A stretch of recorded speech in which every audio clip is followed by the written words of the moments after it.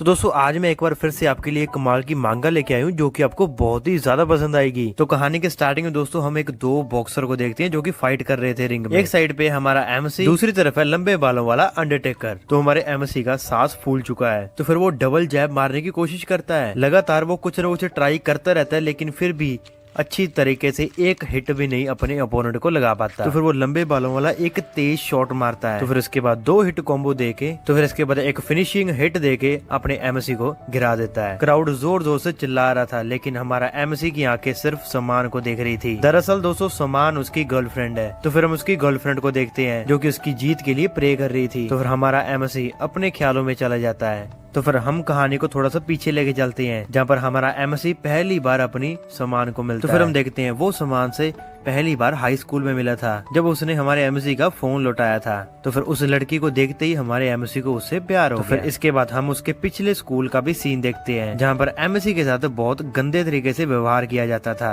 एक gang leader उसको कचरा मानता था। इनकी पूरी टीम ने एमसी को बहुत ही ज्यादा परेशान किया था, यहाँ तक कि एक लड़की को गंदे तरीके से घूरने का भी झूठा इल्जाम लगाया गया था। तो फिर गुस्से में गैंग लीडर ने एमसी को बहुत ही ज्यादा पीटा। ये मारपीट चलती रही। तो फिर एमसी को ये रियलाइज हुआ कि इन सब के पास गर्लफ्रेंड है लेकिन एमसी तो लूजर था, उसके पास कोई गर्लफ्रेंड नहीं थी। इसको लगा इस दुनिया में लूजर वही है जिसके पास गर्लफ्रेंड नहीं है। तो फिर एक बेवकूफी भरे दिमाग को यूज करते हुए उसने एक नए स्कूल में ट्रांसफर लेने का डिसीजन बना लिया। उसका सिर्फ एक ही एम था कि एक गर्लफ्रेंड पटाना। तो फिर हम देखते हैं जैसे ही समान ने एमसी को उसका फोन लौटाया तो फिर एमसी को लगा कि फाइनली उसका सपना पूरा होने वाला है। ये बंदा इमोशनली बहुत ही ज्यादा वीक है। तो फिर वो लड़खड़ाते हुए तो फिर वो समान से जोर से कह देता है कि वो उसके साथ घूमे। लेकिन एमसी की किस्मत अच्छी थी कि समान ने ये बात नहीं सुनी। तो फिर समान ने उसको बात दोहराने को बोला तो फिर वो दोबारा बोल ही नहीं पाया। तो फिर घबराहट में वो उसका पीछा करने लगा। तो फिर एमसी उसका पीछा करते करते उसके घर तक पहुंच गया। तो फिर एक मौके पे समान उसको देख के चिल्लाती है लेकिन फिर भी हमारा एमसी तो बेशर्म था, वो तो प्यार में पागल था। तो फिर इसके बाद समान को थोड़ा और गुस्सा आने लगा। तो फिर तभी वो एक पंच जड़ देती है लेकिन फिर कैसे न कैसे करके एमसी ने वो पंच ब्लॉक कर लिया था लेकिन फिर समान ने उसके पेट पे पंच मार दिया। तो फिर एमसी का शरीर कांप रहा था। तो फिर समान ने उसके माथे पे एक चुटकी को काटते हुए कहा, फट्टू लूजर। तो फिर वो कहती है, तुम्हारे जैसे लोगों से मुझे सख्त नफरत है। तो फिर समान बिल्डिंग के अंदर चली जाती है जो कि एक बॉक्सिंग जिम होती है। तो फिर हमें पता चलता है समान का पापा ही इस जिम का ओनर है। तो फिर हम देखते हैं समान अपने पापा से मिलती है, थोड़ी बहुत बातें करती है तो फिर वो ऊपर चली जाती है। तो फिर समान के पापा एक सिगरेट को जलाते हैं और हमारे एमसी को देखते हैं। तो फिर कुछ टाइम पहले उन्होंने देखा था कि कैसे उसने समान का पंच ब्लॉक कर लिया था। थोड़ा बहुत तो उसको पोटेंशियल दिखा था। तो फिर वो एमसी के पास जाता है लेकिन हमारे एमसी के मन में तो ये चल रहा था कि अब वो अपनी क्रश के पापा से भी पिटेगा। तो फिर उसके पापा उसके कंधे पे हाथ रखते हुए कहता है, क्या उसने बॉक्सर बनने के बारे में कभी सोचा है? तो फिर इनके बीच में काफी सारी बातें होती हैं। तो फिर इसके बाद कैसे न कैसे करके हमारे एमसी को मौका मिल जाता है एक बॉक्सर बनने का, एक जिम को ज्वाइन करने का। तो फिर समान जब जिम वापस आई तो फिर उसने एमसी को देखा। तो फिर हमारा एमसी समान की पर्सनैलिटी देखे, उसकी बॉडी देखे बहुत सारा डिस्ट्रैक्टेड हुआ। तो फिर ये बंदा बॉक्सिंग के लिए पागल हो गया था। समान को एक्सरसाइज करता हुआ देख के वो इतना ज्यादा मोटिवेट हुआ कि उसने बॉक्सिंग को ही अपना मेन गोल समझ लिया। तो फिर इसके बाद उसकी रिंग में ट्रेनिंग शुरू हुई। तो समान ने अपने पापा से उसकी स्किल्स के बारे में पूछा। तो फिर उसके पिता सोचते हैं कि ये उस दिन के लिए एक आइडियल आउटकम है जिसका वो इंतजार कर रहे हैं। तो फिर इसके पास सीन शूट हो जाता है। तो फिर हमें क्लासरूम दिखाया जाता है तो जहाँ पर हम क्यों को देखते हैं जो कि अपनी गैंग के साथ क्लासरूम के अंदर आ रहा था। तो फिर मैन भी उसी क्लास में होती है। तो फिर तभी वो हंसने लग जाती है। तो फिर उसकी हंसी सुन के क्यों उससे भिड़ जाता है। तो फिर मैन ऐसे एक्ट कर रही थी जैसे उसने कुछ किया ही नहीं है। तो फिर वो उसे थप्पड़ मारने वाला था लेकिन फिर तभी वो रुक जाता है। तो फिर वो उसके कंधे पे हाथ रख लेता है। तो फिर वो उसे बेचारी क्रीचर कह के पुकारता है। तो फिर उसे डांटना स्टार्ट कर देता है क्योंकि इस मैन को एक डिसेबल पिता के साथ रहना पड़ता है। तो फिर अगले सीन में वो इसका ड्रिंक पकड़ लेता है और उसके ऊपर ही फेंक देता है, यानी कि ड्रिंक उसके ऊपर ही डोल देता है। हमारे पंजाबी में डोल देता कहते हैं। तो वर्समैन खुद को संभालते हुए अपनी सीट से उड़ती है। तो तभी वहाँ पे हमारा एमसी आ जाता है। तो फिर वो उनका सामना करता है। तो फिर तभी वो जो गैंग का लीडर होता है, उसका नाम क्यों होता है, वो आता है उसके पास। वो खूब कोशिश करता है उसको डराने की, लेकिन हमारा एमसी बिल्कुल भी नहीं डरता। हमारा हीरो क्लास में लड़ना नहीं जाता, लेकिन वो सुमैन से प्यार करता है, इसीलिए वो सुमैन को बेइज्जत होने नहीं देगा। तो फिर तभी एमसी एक आंख मारता है और सुमैन को ये बात समझ में नहीं आती कि ये मुझे आंख क्यों मार रहा है। तो फिर वो बंदा अपना पंच को रेडी करके एमसी को मारने ही लगता है, लेकिन फिर तभी एमसी अपनी बॉक्सिंग पोजीशन में आ जाता है। तो सबसे पहले वो जैब मारने की कोशिश करता है, लेकिन फिर तभी वो उसके चेहरे के जस्ट नजदीक उसको रोक लेता है, जिससे वो बंदा डर जाता है। तो फिर वो अपनी बॉडी को ट्विस्ट करता है, तो फिर तभी वो एक कमाल का मुक्का मारने की ट्राई करता है। तो फिर उसका पंच गलती से लॉकर रूम में लग जाता है, तो फिर जिसकी वजह से उसका हाथ भी टूट जाता है। तो एमसी सोचता है क्या मैंने सच में अपना हाथ तोड़ लिया है। सुमैन उसे बिल्कुल भी इम्प्रेस नहीं हुई थी, क्योंकि भाई हमारे एमसी को तो कूल बनना था। अब देख लो कूल के चक्कर में इसने अपना हाथ तोड़वा लिया। तो फिर वहां पे जो स्टूडेंट खड़े होते हैं वो भाई हमारे एमसी के तो फैन हो गए। उनको लग रहा था कि इसने जानबूझ के लॉकर रूम पे मुक्का मारा है। दोस्तों असल में हमारा एमसी तो अपना टारगेट मिस होने पे अंदर ही अंदर जल रहा था, क्योंकि दोस्तों हाल ही में हमारे एमसी ने अभी सैंडबैग बॉक्सिंग शुरू की थी और अभी तक उसको एम करना अच्छे से आता नहीं था। तो फिर हम एमसी का हाथ देखते हैं जो कि जल रहा था, लेकिन फिर भी उसके चेहरे को देख के ऐसा नहीं लग रहा था कि उसको दर्द हो रहा है। तो फिर हम गैंग लीडर क्यों को देखते हैं, जो कि डरता हुआ कहता है मुझे अपनी दादाजी की मेमोरेबल सेरेमनी में जाना है। तो फिर इतना कह के वो वहां से निकल जाता है। तो फिर वो क्लास से बाहर निकल ही रहा था, तो फिर तभी उसका दोस्त उसका हाथ पकड़ लेता है और कहता है तुम्हारा बहाना बेवकूफी तरह लग रहा है, क्योंकि मेमोरियल टेबल तो अभी लगी भी नहीं है। तो फिर क्यों उसको चुप रहने को कहता है, लेकिन अंदर ही अंदर ये बंदा कांप रहा था। तो फिर हमारे एमसी को देखते जो कि उसी पोज में खड़ा था। तो फिर क्लासमेट ये सोच रहे थे आखिर ये बंदा वहीं पे क्यों खड़ा है, वही पोजीशन पे। वो लोग सोच रहे थे ये इतना स्ट्रॉन्ग है कि उसका पंच लॉकर में फंस गया है। तो फिर इसके बीच हमारा एमसी जोर से चिल्लाने वाला था, सिर्फ और सिर्फ अपने आप पे इसीलिए कंट्रोल रखा क्योंकि वहाँ पे अभी भी सुमैन खड़ी थी, क्योंकि इसको तो कूल बनना है। तो फिर हमारा एमसी स्टूडेंट्स की तरफ एक स्माइल करता है और कहता है सब दोस्त बन जाओ। तो फिर इस सीन के बाद तुरंत ही सभी लोग इस बंदे के बारे में बात करने लगे। तो फिर स्टूडेंट्स हमारे एमसी के बारे में बात करने लगे कि ये क्या ही बंदा है, कितना स्ट्रॉन्ग है, लॉकर पे कितनी जोर से मारा था, शायद ये नया बच्चा अपने पिछले स्कूल में एक कमाल का डॉग था। तो फिर कुछ लोगों ने तो उसको बॉक्सिंग जिम से बाहर निकलते हुए भी देखा था। तो फिर जिसकी वजह से भाई हमारे एमसी की तो हाइप दिनों में ही बढ़ गई। तो फिर ज्यादातर स्टूडेंट्स इसको एक टॉप बॉक्सर समझने लगे थे। तो फिर पूरा स्कूल हमारे एमसी के बारे में बात करने लगा, और जब भी हमारा हीरो उन स्टूडेंट के बीच में से जाता है और स्टूडेंट थोड़ा डरने लग जाते हैं और उसको एक रिस्पेक्ट देते हैं, और लोगों की रिस्पेक्ट देख के भाई एमसी को काफी अच्छी लगी। तो फिर वो थोड़ा और आगे जाता है, वो देखता है उसकी क्रश सुमैन खड़ी होती है। तो फिर जिसकी वजह से वो एक बार फिर से पिघल जाता है और कूल बनने के चक्कर में दौड़ लगा देता है उसकी तरफ। तो अब एमसी को ऐसा लग रहा था कि उसके बॉक्सिंग के रूमर्स इतने फैल चुके हैं कि उसको अब किसी से भी इंट्रोड्यूस होने की कोई जरूरत नहीं है। तो फिर इसके बाद सीन शिफ्ट हो जाता है। तो फिर हम स्कूल की क्लिनिक में देखते हैं जहाँ पर एमसी बैठा होता है। तो फिर उसके सामने बैठा डॉक्टर उसे कास्ट के पहनने को बोलता है और इंजरी के बाद थोड़ी सावधानी बरतने को भी कहता है। तो फिर वो उसे यकीन दिलाते हुए कहता है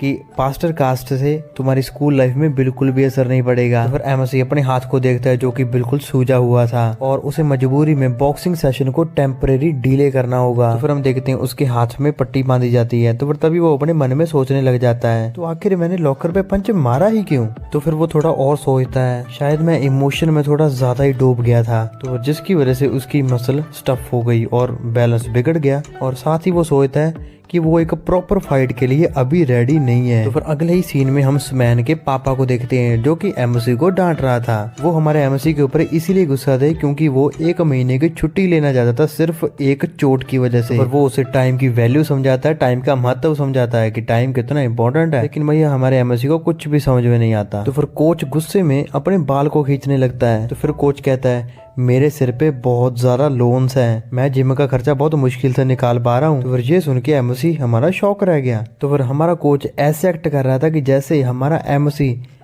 अगर यहाँ पर रुक जाए तो उसका काम आसान हो जाएगा। तो फिर वो कहता है और तुम्हारा एक अपकमिंग मैच भी है, लेकिन हम अपने एमसी को देखते हैं जो कि हारा हुआ था। अब मैं अपने अपोनेंट को कैसे हराऊंगा। तो फिर तभी वो कुछ कहने लगता है, लेकिन फिर तभी मैन कुछ कहती है ये बच्चा थॉमस बर्न के आस पास भी नहीं है। फॉर एग्जाम्पल वो एक फ्लिकर जैब भी मैनेज नहीं कर पाएगा। थॉमस बर्न फ्लिकर जैब का नाम सुनते ही हमारा एमसी थोड़ा उत्साहित हो जाता है। तो फिर कोच एक चुटकी मारता है जैसे उसको कोई आइडिया आया हो। तो फिर वो कहता है हमारे एमसी को कि तुम्हारे लेफ्ट हैंड से तुम्हें डोमिनेट दिखाने का ये तुम्हारे पास एक बेस्ट मौका है।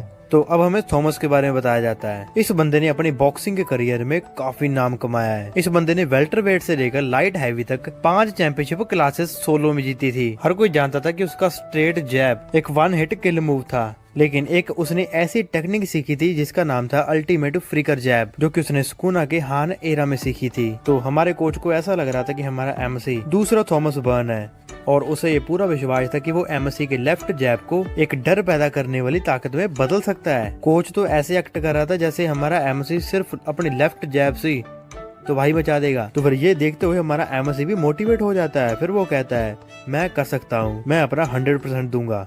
तो फिर उसी दिन से हमारे एमसी ने अपने लेफ्ट जैब को बिल्कुल ट्रेन किया। मुक्के मार मार के उसने सबसे पहले पंचिंग बैग को तोड़ा, उसके बाद फिर पेड़ पे घूंसे मारे, और यहाँ तक कि वाटरफॉल्स पे भी पंच मारते मारते अपने आप को ट्रेन करने लगा। तो हमारा एमसी इतना ज्यादा मोटिवेट हो गया था कि वो चीजें भी करने लगा जो कोच ने उसको नहीं कही थी। जैसे कि भाई एक बार तो हमारा एमसी उबलते पानी में अपना हाथ डालने लगा था। तो हमारा कोच अपने मन में सोच रहा था ये सच में पागल हो गया है। तो फिर वो अपने मन में सोच ही रहा था कि मैं 35 साल से ये जिम चला रहा हूँ, लेकिन उनमें से सिर्फ एमसी बहुत ही ज्यादा कमजोर टैलेंट है। लेकिन कोच के लिए एमसी एक पैसा कमाने वाली मशीन की तरह काम कर रहा था। तो फिर इसीलिए उसे ट्रेन करने के लिए उसको कोई भी आपत्ति नहीं आ रही थी। तो फिर ट्रेनिंग सेशन के बाद तो एमसी अपनी कास्ट चेक करता है और उसे अपनी पॉकेट में डाल देता है, क्योंकि वो नहीं चाहता था कि मेरी वीकनेस सभी को दिखे। तो अब हम स्कूल का सीन देखते हैं, जहाँ पे वही क्यों जो कि क्लास में आया था उसको उसके दोस्त चिढ़ा रहे थे। तो फिर उनमें से कोई कहता है याद रखना तुम्हारे दादाजी अभी भी जिंदा हैं। तो फिर ये सुन के क्यों थोड़ा गुस्से में आ जाता है और उसके कॉलर पकड़ लेता है। तो फिर तभी बीच में फैटी नाम का एक लड़का आ जाता है जो कि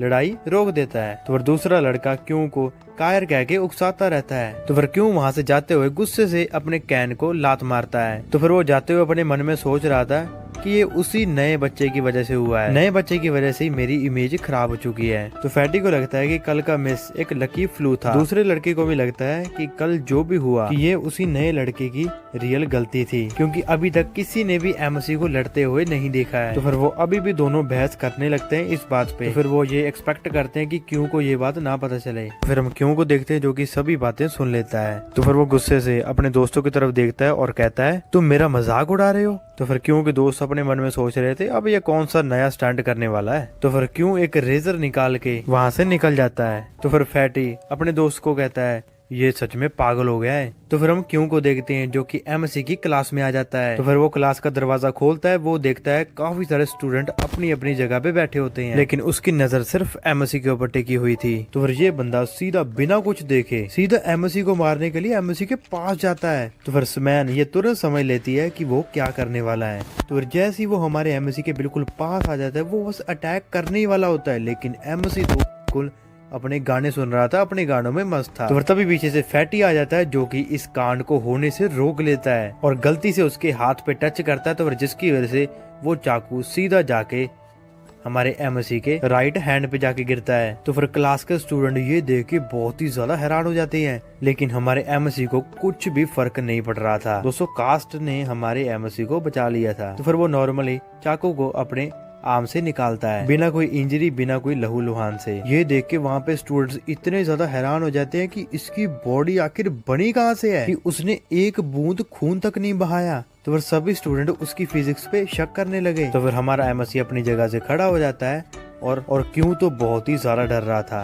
तो फिर हमारा एमसी अपने ही स्टाइल में धीरे धीरे करके क्यों के पास जाता है। तो फिर स्मैन अपने मन में ये सोच रही थी कि अगर ऐसा कुछ हो गया तो वो एक रियल क्राइम में फंस सकता है। तो फिर वो उसे रोकने की भी कोशिश करती है, लेकिन फिर तभी हमारा एमसी तो फिर ब्लेड को ठीक क्यों के बिल्कुल चेहरे के बिल्कुल पास ले जाता है, जैसे वो उसको खत्म कर देगा। तो फिर क्यों तो बहुत ही ज्यादा डर जाता है, वो अपने हाथ ऊपर कर लेता है। तो फिर हम एमसी को देखते हैं जो कि प्यारी सी मुस्कुराहट देते हुए उस ब्लेड को उसको वापस कर रहा था। तो फिर उसका दोस्त फैटी ब्लेड उससे ले लेता है और उससे माफी मांगता है। तो फिर हमारा एमसी उसको सावधान रहने के लिए कहता है। तो फिर हम स्मैन को देखते हैं जो कि राहत की सांस लेती है। और हाँ, स्मैन एमसी की कोई फिक्र नहीं कर रही थी या फिर कुछ भी उसका कोई रिलेशन नहीं था। स्मैन इसीलिए राहत की सांस लेती है क्योंकि वो अपने पापा का एक इनकम सोर्स नहीं डुबाना चाहती। तो फिर हम क्यों को देखते हैं जो कि बहुत ही ज्यादा डर रहा था, क्योंकि हमारे एमसी के एक्सप्रेशन ही कुछ इस प्रकार थे। तो फिर एमसी बिना कुछ कहे ही क्यों को इतना कुछ कह देता है कि इससे पहले कि वो उसे मार मार के धज्जियां उड़ा दे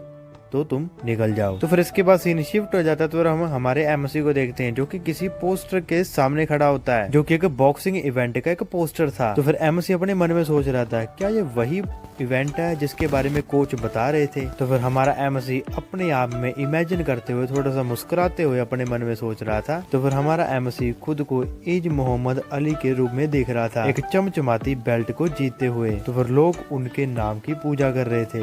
तो फिर वो ऐसे एक्ट कर रहा था जैसे बाकी बॉक्सर उसके सामने कुछ भी नहीं है। तो फिर वो अपने आप में ऐसे इमेजिन कर रहा था कि वो थॉमस को बराबर की टक्कर दे रहा हो। तो हमारे एमसी को ऐसा लग रहा था कि अगर वो रीजनल टाइटल जीत जाएगा तो पूरे स्कूल में उसकी रिस्पेक्ट की जाएगी।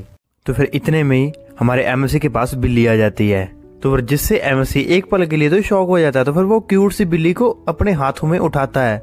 तो फिर हमारा एमसी उस बिल्ली को प्यार करने लगता है। तो फिर हम बिल्ली के मालिक को देखते हैं जो कि उसका नाम पुकारता है। तो फिर हमारे एमसी को एहसास होता है कि ये वही बंदा है जिसको मैंने क्लास में देखा था। तो फिर तभी वो किटी चिल्लाती है और सीढ़ियों की तरफ निकल जाती है। तो फिर वो बंदा जिसका नाम वोंग यू है वो कहता है चलो कोई बात नहीं, मेरी बिल्ली अपने आप वापस आ जाएगी। तो फिर उसकी नजरें उसी पोस्टर पर थी जिसपे भी हमारा एमसी देख रहा था। तो फिर वो एमसी को एक खतरनाक वाला लुक देता है। तो फिर वो अपने हाथ जोड़ लेता है। तो फिर अचानक से बिना कुछ कहे वहाँ से गुजर गया। ये बंदा सोच रहा था कि बॉक्सिंग कंपटीशन सच में काफी कमाल का होने वाला है, यानी कि ये काफी बंदा एक्साइटेड था। तो फिर एमसी सोच रहा था क्या उसे कोई अर्ली फैन मिल गया है। तो फिर इसके बाद सीन शिफ्ट हो जाता है। तो फिर हम बॉक्सिंग जिम में देखते हैं जहाँ पे कोच हमारे एमसी को डांट रहा था। तो फिर कोच कहता है तुमने एक स्पोर्ट्स बॉक्सिंग चैंपियनशिप में आकर हिस्सा लेने का कैसे सोच लिया। तो फिर हम अपने एमसी को देखते हैं जो कि मुस्कुरा के अपने पूरे कॉन्फिडेंस के साथ, उसको ऐसा लग रहा था कि मैं जीतूंगा, वहाँ पे खड़ा रहता है। तो फिर तभी कोच उसको देख के डर जाता है। तो फिर कोच अपने मन में सोच रहा था इसका दिमाग खराब हो चुका है, ये बंदा एरोगेंट हो गया है, सिर्फ इसने 3 महीने की ट्रेनिंग है इसकी, मुझे नहीं लगता ये उस मैच में एक पल भी टिक पाएगा। तो अगर इस बंदे ने क्विट कर दिया तो इस बंदे के लोन्स मुझे जीने नहीं देंगे। तो फिर हमारा एमसी मुस्कुराते हुए कहता है कोच आप चिंता मत करो, मेरे पास थॉमस बर्न का ट्रस्टी फ्लिकर जैब है, मेरा कास्ट भी कुछ हफ्तों तक उतर जाएगा, इसीलिए सब कुछ ठीक रहेगा। तो फिर हमारा कोच अपनी जगह पे खड़ा होकर कहता है ये चैंपियनशिप कुछ भी नहीं है तुम्हारे लिए, तुम इससे भी बड़े मुकाम के लिए बने हो। तो फिर हमारा एमसी अपने आप को किसी से कंपेयर करने लग जाता है। तो फिर कोच कहता है एक हाई स्कूल को लो टियर वाली लो एलिमेंट्री फाइट में डैबल नहीं करना चाहिए, लेकिन हमारा हीरो का दिल तो एक फाइट के लिए धड़क रहा था। तो फिर इसीलिए हमारा एमसी हम्बली बॉक्सिंग इवेंट के लिए बिल्कुल रेडी हो जाता है। तो फिर वो उसमें पार्टिसिपेट करने का फैसला करता है। तो फिर तभी कोच थोड़ा और गुस्से में आ जाता है। तो फिर वो अपने मन में सोच रहा था तो अगर मैंने यहाँ पर इसको नहीं रोका तो ये पहले राउंड में ढेर हो जाएगा। तो फिर कोच अपना थोड़ा सा दिमाग का यूज करते हुए चैंपियनशिप के लिए एक ट्रेनिंग स्ट्रक्चर तैयार करता है। तो फिर इसके बाद उसकी ट्रेनिंग होती है जिसको हम स्किप कर देंगे। तो फिर इसके बाद 4 हफ्ते बाद हमें एक सीन देखने को मिलता है। तो फिर हम 2 बंदों को देखते हैं जो कि जिम में आते हैं। डायरेक्टर कहाँ हो आप। तो फिर तभी हम अपने एमसी को देखते हैं जो कि उनसे उनका पर्पस पूछता है। तो फिर उनमें से एक बंदा कहता है कि हम क्योस बॉक्सिंग क्लब से आए हैं और हम डायरेक्टर हीरो को ढूंढने आए हैं। तो फिर हमारा एमसी उन्हें बताता है कि मेरा मास्टर तो कहीं बाहर गया है। तो फिर जिससे वो डायरेक्टर थोड़ा परेशान हो जाता है। असल में दोस्तों ये बंदा अपकमिंग चैंपियनशिप के लिए हिस्सा लेने आया था क्योंकि उसका स्टूडेंट किसी जिम के मेंबर के साथ फाइट करना चाहता था। तो फिर कोई भी स्टूडेंट या फिर डायरेक्टर वहाँ पे नहीं था। तो फिर वो बंदा एमसी को रिक्वेस्ट करता है कि प्लीज वो अपने स्टूडेंट के साथ फाइट करे। तो फिर ये बातें सुन के हमारा एमसी तो बिल्कुल सरप्राइज हो जाता है। वो अपने मन में सोच रहा था मैंने नहीं सोचा था कि मुझे इतनी जल्दी फाइट का मौका मिल जाएगा। तो फिर जैसे हमारा एमसी अपने ग्लव्स वगैरह पहन के रिंग में पहुंच जाता है उसके सामने वही स्टूडेंट खड़ा होता है। तो फिर हमारा एमसी अपने मन में सोच रहा था कि मैं अब अपनी रियल स्किल्स ट्राई करूंगा। तो फिर फाइट शुरू होती है। वो अपने इमोशन को कंट्रोल करने की पूरी कोशिश करता है। तो हमारे एमसी को ऐसा लग रहा था कि उसके सामने एक एमेच्योर है, यानी कि वो कोई प्रोफेशनल बॉक्सर नहीं है, तो इसीलिए मुझे डरने की कोई जरूरत नहीं है। तो फिर अपोनेंट पहला मूव करता है लेकिन फिर सरप्राइजली एमसी पंच ब्लॉक कर लेता है। तो फिर वो अपना दूसरा पंच करता है लेकिन जिससे भी हमारा एमसी बच जाता है। तो फिर हमारा एमसी अपना पहला पंच लगाने वाला था लेकिन फिर तभी उसका अपोनेंट उसके चेहरे पे एक पंच मारता है। तो फिर अपोनेंट का कोच उसको ऑफेंस लीड करने के बारे में कह रहा था। तो फिर सामने वाला हमारी एमसी के ऊपर लगातार जैब मार रहा था। तो फिर हमारा एमसी अच्छे से ओपनिंग नहीं कर पा रहा था। तो फिर उसको अपने कोच की बात याद आती है जहाँ पर उसने सिखाया था कि हर पंच मारते वक्त और खींचने वक्त एक ओपनिंग बनती है। तो फिर फाइनली वो एक कमाल का जैब मारता मारता है जो कि सीधा अपोनेंट के फेस पे लगता है। तो फिर हमारा एमसी फ्लिकर जैब टेक्निक से पंच मारने लगता है। तो फिर तभी उसकी परफॉर्मेंस देख के अपोनेंट का डायरेक्टर सच में काफी सरप्राइज हुआ। तो फिर हम एमसी को देखते हैं जो कि लगातार उस पे पंच मारता जाता है। तो फिर जिसकी वजह से उसका अपोनेंट कॉर्नर पे जाके लग जाता है। तो फिर दोनों प्लेयर आर पार पंच मारते हैं, लेकिन हमारे एमसी को तो लगता नहीं है, जरा सा लगता है, लेकिन फिर तभी एमसी का जो पंच होता है वो सीधा उसके फेस पे लगता है। तो फिर जिसकी वजह से वो बंदा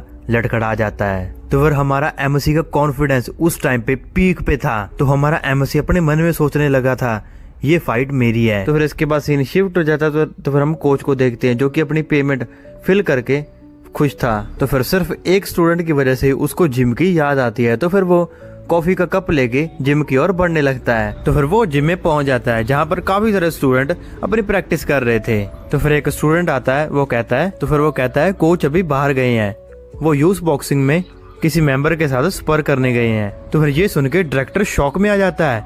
तो फिर वो कहता है मुझे तो कोई कॉल तक नहीं आया। तो फिर तभी अचानक से उसको याद आता है कि मेरी जिम में तो केवल एमसी था। तो फिर इतना सोच के वो पीछे की तरफ भागता है, जोर से भागता है।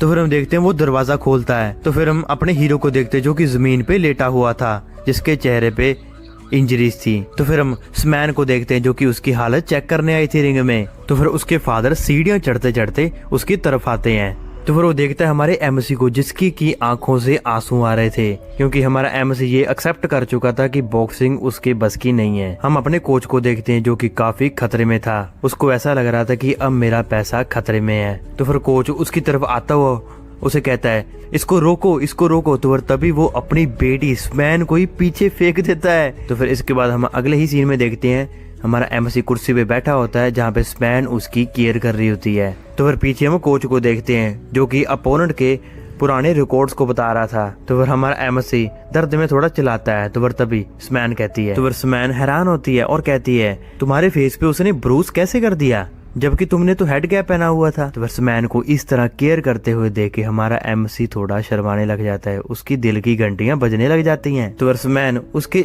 पैरों पे नजर डालती है जहाँ पर हम देखते हैं एमसी ने फेक नाइकी के शूज पहने हुए थे ताकि स्मैन इम्प्रेस हो सके। तो फिर स्मैन कहते शायद इसी वजह से तुम स्लिप हुए थे। तो फिर कोच तुरंत ही इस एक्सक्यूज को पकड़ लेता है। तो फिर वो उसके शूज पे ब्लेम डाल देता है। तो फिर कोच कहता है तुम्हारा इस तरह इस वाले मैच में रनिंग शूज पहना एक स्टूपिड है। तो फिर हम स्मैन को देखते हैं जो कि शूज की इम्पोर्टेंट के ऊपर लेक्चर दे रही थी। तो फिर हम कोच को देखते हैं जो कि एमसी को कहता है तुम्हारी हार का कारण सिर्फ और सिर्फ तुम्हारे शूज है। तो फिर स्मैन एक हेल्थ किट लेके आती हुई कहती है तो अगर एमसी अपने पैशन को सीरियस लेता है तो तुम्हें किसी अच्छे बॉक्सिंग शूज में इन्वेस्ट करना होगा, और हाँ मैं तुम्हारे साथ चल सकती हूँ तुम्हें शूज दिलवाने के लिए। तो फिर हमारा एमसी तो अपने ही ख्यालों में जा रहा था, वो तो इसको एक डेट मान रहा था। तो फिर हमारा एमसी अपने मन में इमेजिन कर रहा था कि वो और स्मैन एक अच्छे एक्सपेंसिव शूज सिलेक्ट कर रहे हैं और अपना टाइम स्पेंड कर रहे हैं और खुश है। तो फिर जैसे स्मैन वहाँ से जाने लगती है तो फिर तभी एमसी उसे पुकारता है और कहता है मुझे शूज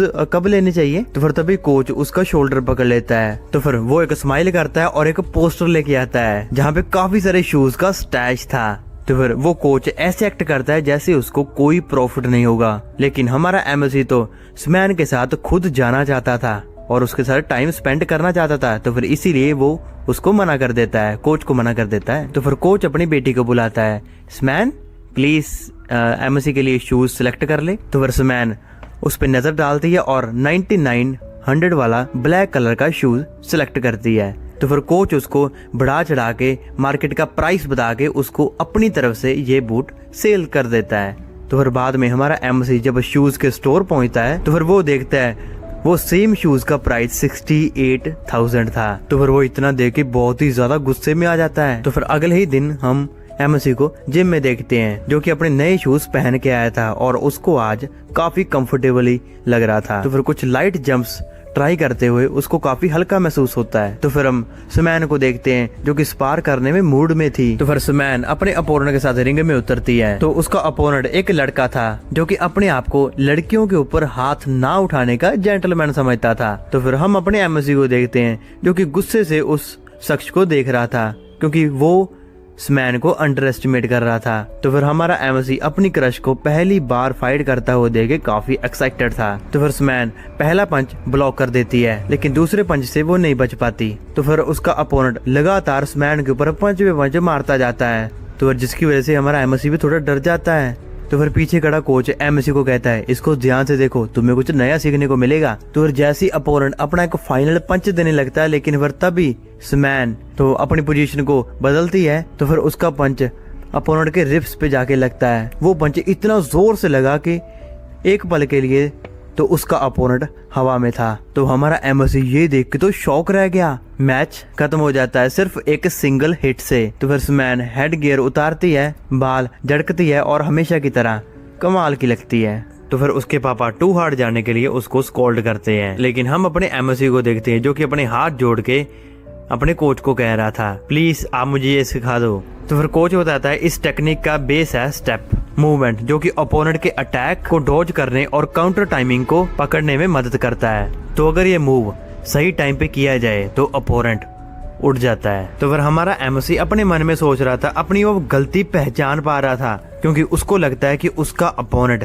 बार बार एक ही टेक्निक को यूज करके डॉज कर रहा था। तो फिर कोच उसे स्लिप बैंग टेक्निक कह के इसको पुकारता है। तो फिर हमारा एमसी इस टेक्निक के ऊपर 1 महीना काम करता है, ट्रेनिंग लेता है। तो फिर जब एमसी का पंच मारने के बाद कोच का हाथ कांपता है, तब उसे ये एहसास होता है कि अब ये रेडी हो चुका है। सिर्फ 3 दिन बचे थे उसका ऑफिशियल मैच के लिए। तो फिर कोच उसे थोड़ा शावर लेने के लिए कहते हैं। तो फिर वो कोच अपने फोन में बिजी हो जाता है। तो फिर शावर सीन में स्मैन रूम साफ करने आती है। कोच फोन में डूबा हुआ है, तो इसीलिए उसका ध्यान नहीं जाता। तो हमारा एमसी टॉवल में लिपटा हुआ था, बिल्कुल रेडी था। तो फिर तभी दरवाजा खुलता है। तो फिर दोनों एक दूसरे की तरफ देखते हैं। तो फिर तुरंत ही स्मैन दरवाजा बंद कर देती है और उसे जल्दी करने को कहती है। तो फिर हम एमसी को देखते हैं जो कि थोड़ा शर्माने लग जाता है। तो फिर हम कोच को देखते हैं जो कि अपनी हार पे बिल्कुल चिल्ला रहा था। उसको पता भी नहीं चला कि उसकी बेटी उसके सामने खड़ी है। तो फिर स्मैन थोड़ी गुस्से में आ जाती है, तो वो थोड़ी फ्रस्ट्रेट थी। तो फिर वो गुस्से से वो साफ सफाई वाला काम वो अपने पापा को कहते हुए वहां से निकल जाती है। तो फिर हम रात का सीन देखते हैं जहाँ पे हमारी स्मैन और एमसी दोनों एक वॉक पे निकलते हैं। तो फिर हमारा एमसी अपने मन में सोच रहा था कि वो काफी टाइम के बाद ऐसे बाहर निकले हैं। तो फिर हमारा एमसी स्मैन को पहले बोलने देता है। तो फिर तभी स्मैन कहती है, तुम अपनी बॉडी का ध्यान रखो। तो फिर एमसी कहता है, हाँ बिल्कुल, और जो तुमने शूज दिए थे वो सच में काफी कंफर्टेबली हैं। तो फिर स्मैन भी इस बात पे एग्री करती है। तो फिर तभी वो दोनों चुपचाप वहां से यानी कि वॉक करते हैं। तो जैसे ही वो आगे बढ़ते जाते हैं, तो तभी वो वही जो गैंग लीडर होता है वो स्कूल का जो जिसका नाम क्यों होता है, वो हमें देखता है जो कि पता नहीं क्या कर रहे थे। तो फिर उसकी गैंग मस्ती कर रही थी। तो फिर तभी क्यों का ध्यान सीधा हमारे एमसी की तरफ जाता है। तो फिर उसे कहता है, कैसे हो भाई। तो फिर स्मैन थोड़ी टेंशन में थी कि कहीं यहाँ पर भी कोई सीन ना क्रिएट हो जाए। तो फिर तभी हम अपने एमसी को देखते हैं जो कि कहता है, ठीक है भाई ठीक है। तो फिर वो उसके पास आता है। तो फिर तभी वो अपने एमसी को कहता है। तो फिर वो उन दोनों को डेट पे जाने का तीज कर रहा था। तो फिर हमारा एमसी हंसते हुए उसको समझाने की पूरी कोशिश करता है। तो फिर इसके बीच वो दोनों हमारे एमसी का गेमिंग स्किल को चेक करने का ट्राई कर रहे थे। तो फिर वो उसे एक बार आर्केड में आने का चैलेंज देते हैं। तो बात दोस्तों ये थी, हमारे एमसी ने कभी भी आर्केड मैच नहीं खेला था और ना ही इस मशीन को कभी छुआ भी था। तो फिर कैसे न कैसे करके हमारा एमसी उस मशीन के बिल्कुल पास आ जाता था। फिर तभी क्यों कहता है, बस तुम्हें इसको जोर से पंच मारना है, देखते हैं तुम न्यू रिकॉर्ड तुम बना सकते हो या फिर नहीं। तो फिर वो चैलेंज बताता है, तो अगर तू ये रिकॉर्ड नहीं तोड़ पाया तो मैं जीता। तो फिर चैलेंज को और ज्यादा मजेदार बनाने के लिए वो उसके ऊपर एक बेट भी लगा देते हैं। तो फिर वो कहता है, जो भी इस मैच में हारा तो वो बस एक लंच डिलीवरी का काम करेगा उसके लिए। तो फिर हमेशा की तरह स्मैन सिचुएशन को हैंडल करने की पूरी कोशिश करती है। तो फिर कोई स्मैन की बात नहीं सुनता। तो फिर हमारा एमसी गेम के लिए काफी एक्साइटेड था। तो फिर हमारा एमसी फाइटिंग पोजीशन में आता हुआ, तो फिर उसको इस तरह देख के क्यों और उसकी गैंग उसका मजाक उड़ाने लग जाती है। तो फिर जिससे उसको ये विश्वास हो जाता है कि ये सच में उसका फर्स्ट टाइम था इस तरह की मशीन के साथ खेलने का। तो फिर इसके बाद स्मैन बीच में कहती है, तुम अपनी कंडीशन के जिम्मेवार खुद होगे, तो इसीलिए ध्यान से। तो फिर क्यों अपने दिमाग का यूज करते हुए कहता है, तो अगर एमसी इस नॉर्मल सी मशीन से डाउन हो रहा है तो वो कैसे बॉक्सिंग मैच करेगा, तो उसे बॉक्सिंग मैच में नहीं शामिल होना चाहिए। तो फिर हमारा एमसी जोर से एक पंच मारता है। तो फिर जिसकी वजह से मीटर के नंबर्स वो आगे बढ़ने लग जाते हैं। तो फिर वो नंबर आता है 450 और जहाँ पर क्यू का नंबर था 920। तो फिर जिसको देख के क्यू और उसकी गैंग हंसने लग जाती है। तो फिर उसका वो मजाक उड़ाते हुए कह रही थी कि उसने जानबूझ के हल्का हाथ रखा। तो फिर वो कहते हैं अब तुम्हें लंच ड्यूटी पूरी करनी होगी अपनी। तो स्मैन उस गैंग को चिल्लाने लग जाती है। तो स्मैन कहती है इजी। तो फिर वो लोग उसका मजाक उड़ाते हुए कहते हैं कि वो इतनी नॉर्मल सी बेट से इतना सीरियस क्यों हो रही है। तो फिर हमारा एमसी सेकंड अटेम्प्ट के लिए कि जो अपने मन में सोच रहा था तो क्या मुझे इसको स्लिप बैंग मूव से लगाना चाहिए। तो फिर वो एक बार फिर से अपनी पोजीशन में आता है और अपने पैर को साइड में करता है। तो फिर अपने पंच को रेडी करते हुए एक जोर से एक बार फिर से पंच मारता है। ये पंच इतना ज्यादा खतरनाक था कि पूरी की पूरी गैंग डर जाती है, यहाँ तक कि स्पैन को भी शॉक कर दिया। तो ये पंच इतना ज्यादा कमाल का था कि वहाँ पे जो जितने भी लोग होते हैं वो थोड़ा शॉक हो जाते हैं। तो फिर हम देखते हैं मशीन में धुआं आने लग जाता है, नंबर्स और भी ऊपर बढ़े। तो फिर फाइनली हमारे एमएससी ने एक नया स्कोर हाई स्कोर सेट कर दिया। लेकिन हमारे एमएससी को हाई स्कोर की कोई चिंता नहीं थी, बस ये अंदर ही अंदर अपने मन में खुश था कि उसकी टेक्निक काम कर गई। तो फिर वो पूरी की पूरी गैंग गुस्से में अपने बाल नोचने लगे कि ये क्या हो गया। तो फिर स्मैन अपने एमएससी की रेस्ट चेक करती है। तो फिर एमएससी कहता है तुम चिंता मत करो, मैंने अब की बार अपने आप को चोट नहीं पहुंचाई है। तो फिर जब उसने न्यू रिकॉर्ड सेट किया तो क्योंग और उसकी गैंग हार चुकी थी। तो फिर वो एमएससी के पास आता है। तो फिर वो कहता है बैट सिर्फ फन के लिए थी, लेकिन फिर तभी स्मैन उसको जाने नहीं देती। तो तभी स्मैन कहती है तुम हार चुके हो, तुम अपनी लंच ड्यूटी निभाओ। तो फिर इस बंदे को एक वेटर की तरह ट्रीट करते हुए उसके शोल्डर को स्लैप करते हुए वहाँ से चली जाती है। जाते हुए कहती है वो अपने बैकअप के लिए अपने दोस्तों का यूज कर सकता है। तो फिर स्मैन एमएससी का हाथ पकड़ती है और उससे दूर निकल जाती है। तो फिर जिसको देख के हमारा एमएससी काफी शर्माने लग गया था। तो फिर आखिर वो दिन आ गया, 10th स्पोर्ट्स बॉक्सिंग चैंपियनशिप का दिन। तो फिर हर तरह के प्लेयर वहाँ पे वार्म अप कर रहे थे। एथलीट के ड्रेसिंग रूम में स्मैन और हमारे कोच खड़े थे जो कि हमारे एमएससी का वेट कर रहे थे। तो एमएससी हमारा बहुत लेट था जिसकी वजह से स्मैन उसको बार बार कॉल करते, लेकिन फिर भी वो कॉल नहीं उठाता। तो फिर कोच थोड़ा परेशान होने लगता है। तो फिर तभी वहाँ पे स्टाफ मेंबर आता है और कहता है आपका एमएससी कहाँ है। तो फिर कोच कहता है बस आप थोड़ा वेट कीजिए, वो आने वाला है, वो रास्ते में है। तो फिर कोच उस स्टाफ मेंबर से विनती करता है कि प्लीज थोड़ा वेट कीजिए, वो आने ही वाला है, क्योंकि भाई हमारे कोच को एमएससी के ऊपर पूरा भरोसा था। तो स्टाफ मेंबर जाते हुए कहता है तो अगर एमएससी 10 मिनट में नहीं आया तो उसको डिस्क्वालीफाई कर दिया जाएगा। तो फिर कोच पे जहर पे सीधा दरवाजा बंद कर दिया जाता है, जिसकी वजह से वो गुस्से में आ जाता है। तो फिर कोच एक बार फिर से अपनी बेटी स्मैन से कहता है कि बेटी जल्दी से एक बार फोन लगा के देख उसको फिर दोबारा। तो स्मैन भी थोड़ा डर रही थी क्योंकि उसको लग रहा था कि कहीं एमएससी के साथ कुछ हो गया ना हो। तो दोस्तों रियलिटी तो ये थी, हमारा भाई एमएससी रास्ते में था और ट्रैफिक में फंसा हुआ था। वो ड्राइवर को भी कहता है कि तुम जल्दी कर लो प्लीज, मेरा मैच है। लेकिन इस पॉइंट पे भाई ड्राइवर भी कुछ नहीं कर सकता था क्योंकि ड्राइवर के सामने काफी सारी गाड़ियां थी। तो फिर ड्राइवर ये जानता था कि उसे 3 बजे वहां पे पहुंचना है। तो फिर वो हमारे एमएससी को कहता है अभी हमने 3 किलोमीटर जाना है, तो इसीलिए बेहतर यही होगा कि तुम दौड़ो। तो फिर वो गाड़ी से उतरता है और भागने लगता है, जितना जल्दी हो सके वो जोर से भागने लगता है। एमएससी को लग रहा था कि वो टाइम पे पहुंच जाएगा। तो फिर दरवाजा खुलता है। तो फिर कोच और स्मैन को लग रहा था फाइनली एमएससी आ गया, लेकिन वो वही स्टाफ मेंबर था जो कि अपना पेशेंस खो रहा था। तो फिर कोच और स्मैन ने उसको समझाने की कोशिश की कि प्लीज हमारा एमएससी जल्दी आ रहा है, वो बस कॉर्नर में है। तो स्टाफ मेंबर थोड़ा और सब्र करता है। तो फिर कोच उसके पीछे पीछे जाता है। तो फिर उसी पल भाई हमारा एमएससी वहाँ पे आ जाता है खांसते हुए। तो फिर सबका ध्यान उसी पर था, वो दौड़ता हुआ कोच की तरफ आ रहा था। तो फिर कोच उसको देख के बहुत ही ज्यादा खुश हो गया। तो फिर कोच हमारे एमएससी का भाई वेलकम करता है। तो फिर हमारा एमएससी दौड़ रहा था, तो फिर तभी उसका पैर स्लिप हो जाता है। तो फिर जिसकी वजह से वो नीचे गिर जाता है और स्टाफ मेंबर के पैरों में जाके गिर जाता है। तो फिर एक पल के लिए वो स्टाफ मेंबर इसके पल्स चेक करता है ताकि वो जिंदा भी है या फिर नहीं। तो फिर कोच ने जल्दी से एमएससी को उठाया। तो फिर ये कंफर्म किया कि मेरा एमएससी कभी भी फॉरफिट नहीं करेगा। तो फिर दूसरी साइड स्मैन थोड़ी चिंता में थी। तो स्टाफ मेंबर को भी यही चिंता थी कि ऐसी हालत में किसी फाइटर को रिंग में भेजना। तो फिर एमएससी ने ये कंफर्म किया कि वो लड़ने के लिए तैयार है। तो स्टाफ मेंबर उसे थोड़ा घूर रहा था क्योंकि वो चिंता में था कि ऐसी हालत में किसी का फाइट करना सच में काफी मुश्किल है। तो फिर वो उसको एक मौका देता है कि तू फाइट कर सकता है। तो फिर उसके पार्टिसिपेशन के ऊपर साइन कर दिए। तो फिर कोच ने तुरंत ही अपने एमएससी को उठाया ताकि उसको जल्दी से जल्दी उसको रेडी कर सके। तो फिर इससे पहले कि वो उसे बाहर ले जाते तो फिर तभी एमसी के पेट में कुछ गड़बड़ होने लगी, क्योंकि भाई हमारा एमसी 3 किलोमीटर भाग के आया था, उसका ब्रेकफास्ट रद्दी हो गया था बिल्कुल। तो फिर जिसकी वजह से उसका ब्रेकफास्ट बाहर आना था। तो फिर तभी स्मैन और कोच एक बकेट ढूंढने लगते हैं।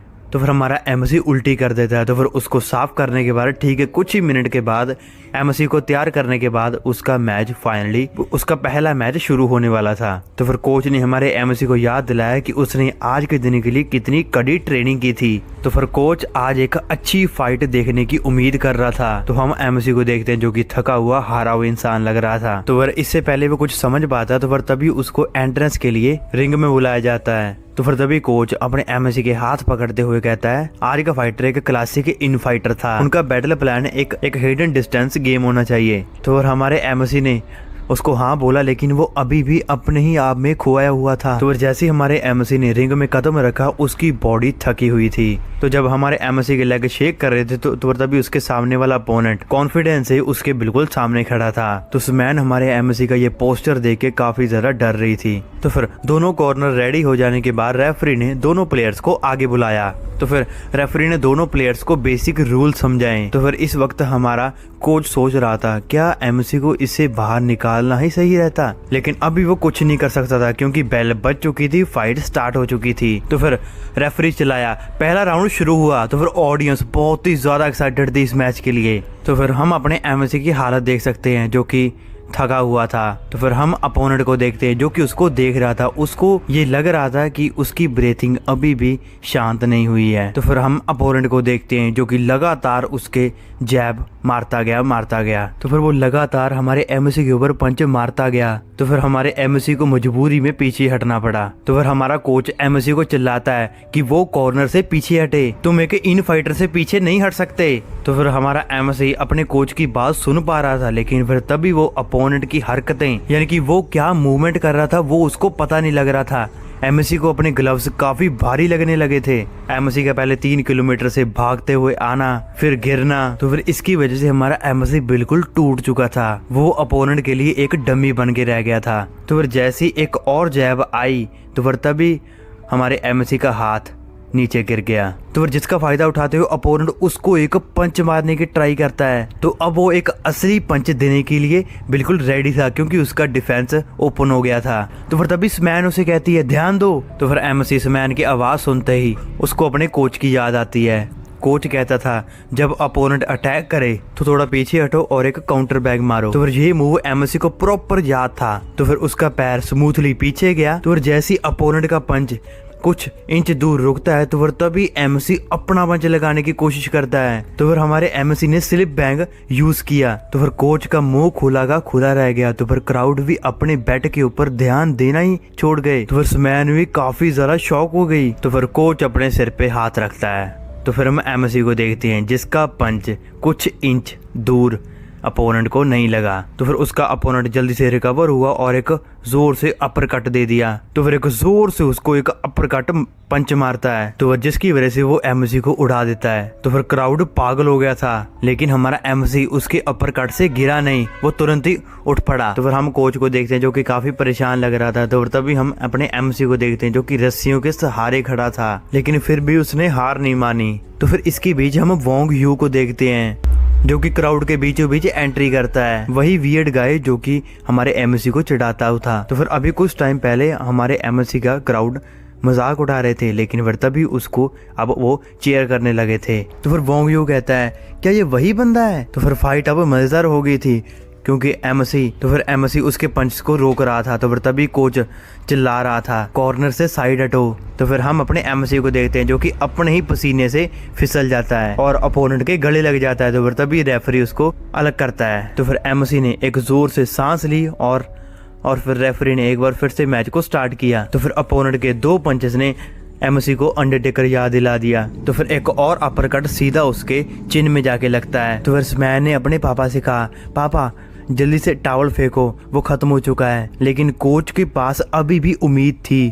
अब भाई हमारा एमसी बिल्कुल थक गया था, एक ड्रंक पर्सन की तरह शरीर उसका बिल्कुल रिलैक्स था, तो इसीलिए वो अच्छे से हिट सह पा रहा था। तो फिर इसके बाद अचानक से एमसी ने एक पंच फेंका, तो फिर इस बार पोजीशन बिल्कुल बेस्ट थी। तो फिर उसका पैर स्लिप हुआ और एक जोर से सीधा अपोनेंट के फेस पे एक पंच मार दिया। ये था भाई हमारे एमसी का स्लिप बैंग, और उसका अपोनेंट बेहोश होके गिर पड़ा। क्राउड पागल हो गया था। तो फिर तभी रेफरी कहता है ब्लू कॉर्नर से पहला राउंड एमसी जीत चुका है। तो फिर कोच की आंखों से आंसू निकल आए थे। तो फिर समैन उसको देख रही थी, क्योंकि वो लड़का जो कि सभी का मजाक बन चुका था आज वो हीरो बन चुका है। तो फिर हम वोंग यू को देखते हैं जो कि पता नहीं क्यों मुस्कुरा रहा था।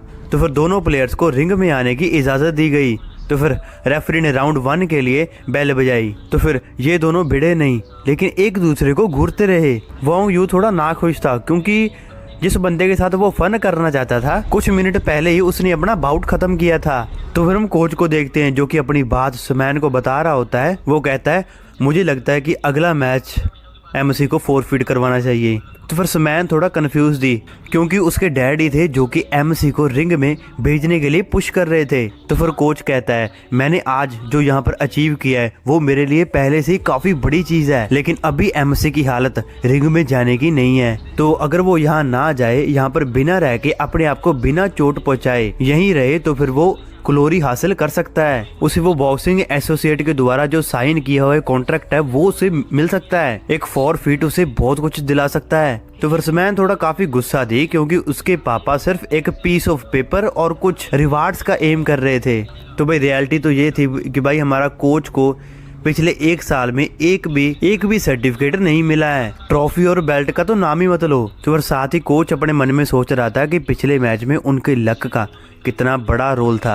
तो क्या ये लक किसी को चैंपियनशिप के लिए कैरी कर सकता है? कैसे एमसी ने परफॉर्मेंस दी अपनी, कैसी अपनी फाइट की। तो फिर उसने 1 सेकंड के लिए तो हाँ बोल दिया, लेकिन तो फिर इससे पहले ही कोच कुछ कह पाता तो फिर तभी हमारा एमसी जाग गया और पूरा फोकस में आ जाता है। तो फिर तभी वो कहता है मैं कोई फोरफिट नहीं करूंगा, मैं फाइनल्स करना चाहता हूँ। तो फिर कोच एक हल्की सी स्माइल करता हुआ कहता है तुम प्लीज ज्यादा हार्ड पुश मत करो अपने आप को। तो फिर तभी एमसी खड़ा हो जाता है और वहाँ से निकल जाता है। वो मेन स्टेज पे मैच देखना चाहता था। फर्स्ट राउंड अभी अभी स्टार्ट हुआ था, तो इसीलिए उनको मेन इवेंट में देख लेना चाहिए था। तो फिर मैच में क्राउड को देखते हैं जो कि बिल्कुल साइलेंट था। वोंग यू के बंदे क्यों भी थोड़ा साइलेंट थे। तो फिर रेफरी 10 तक काउंट कर रहा था धीरे धीरे। तो फिर तभी फिर वहाँ पे एमसी आ जाता है। तो फिर रिंग में गैंग डियो खड़ा था वोंग यू को नीचे लटाए हुए। तो फिर रेफरी का 10 काउंट पूरा हुआ। तो फिर वोंग यू नीचे लेटा हुआ था।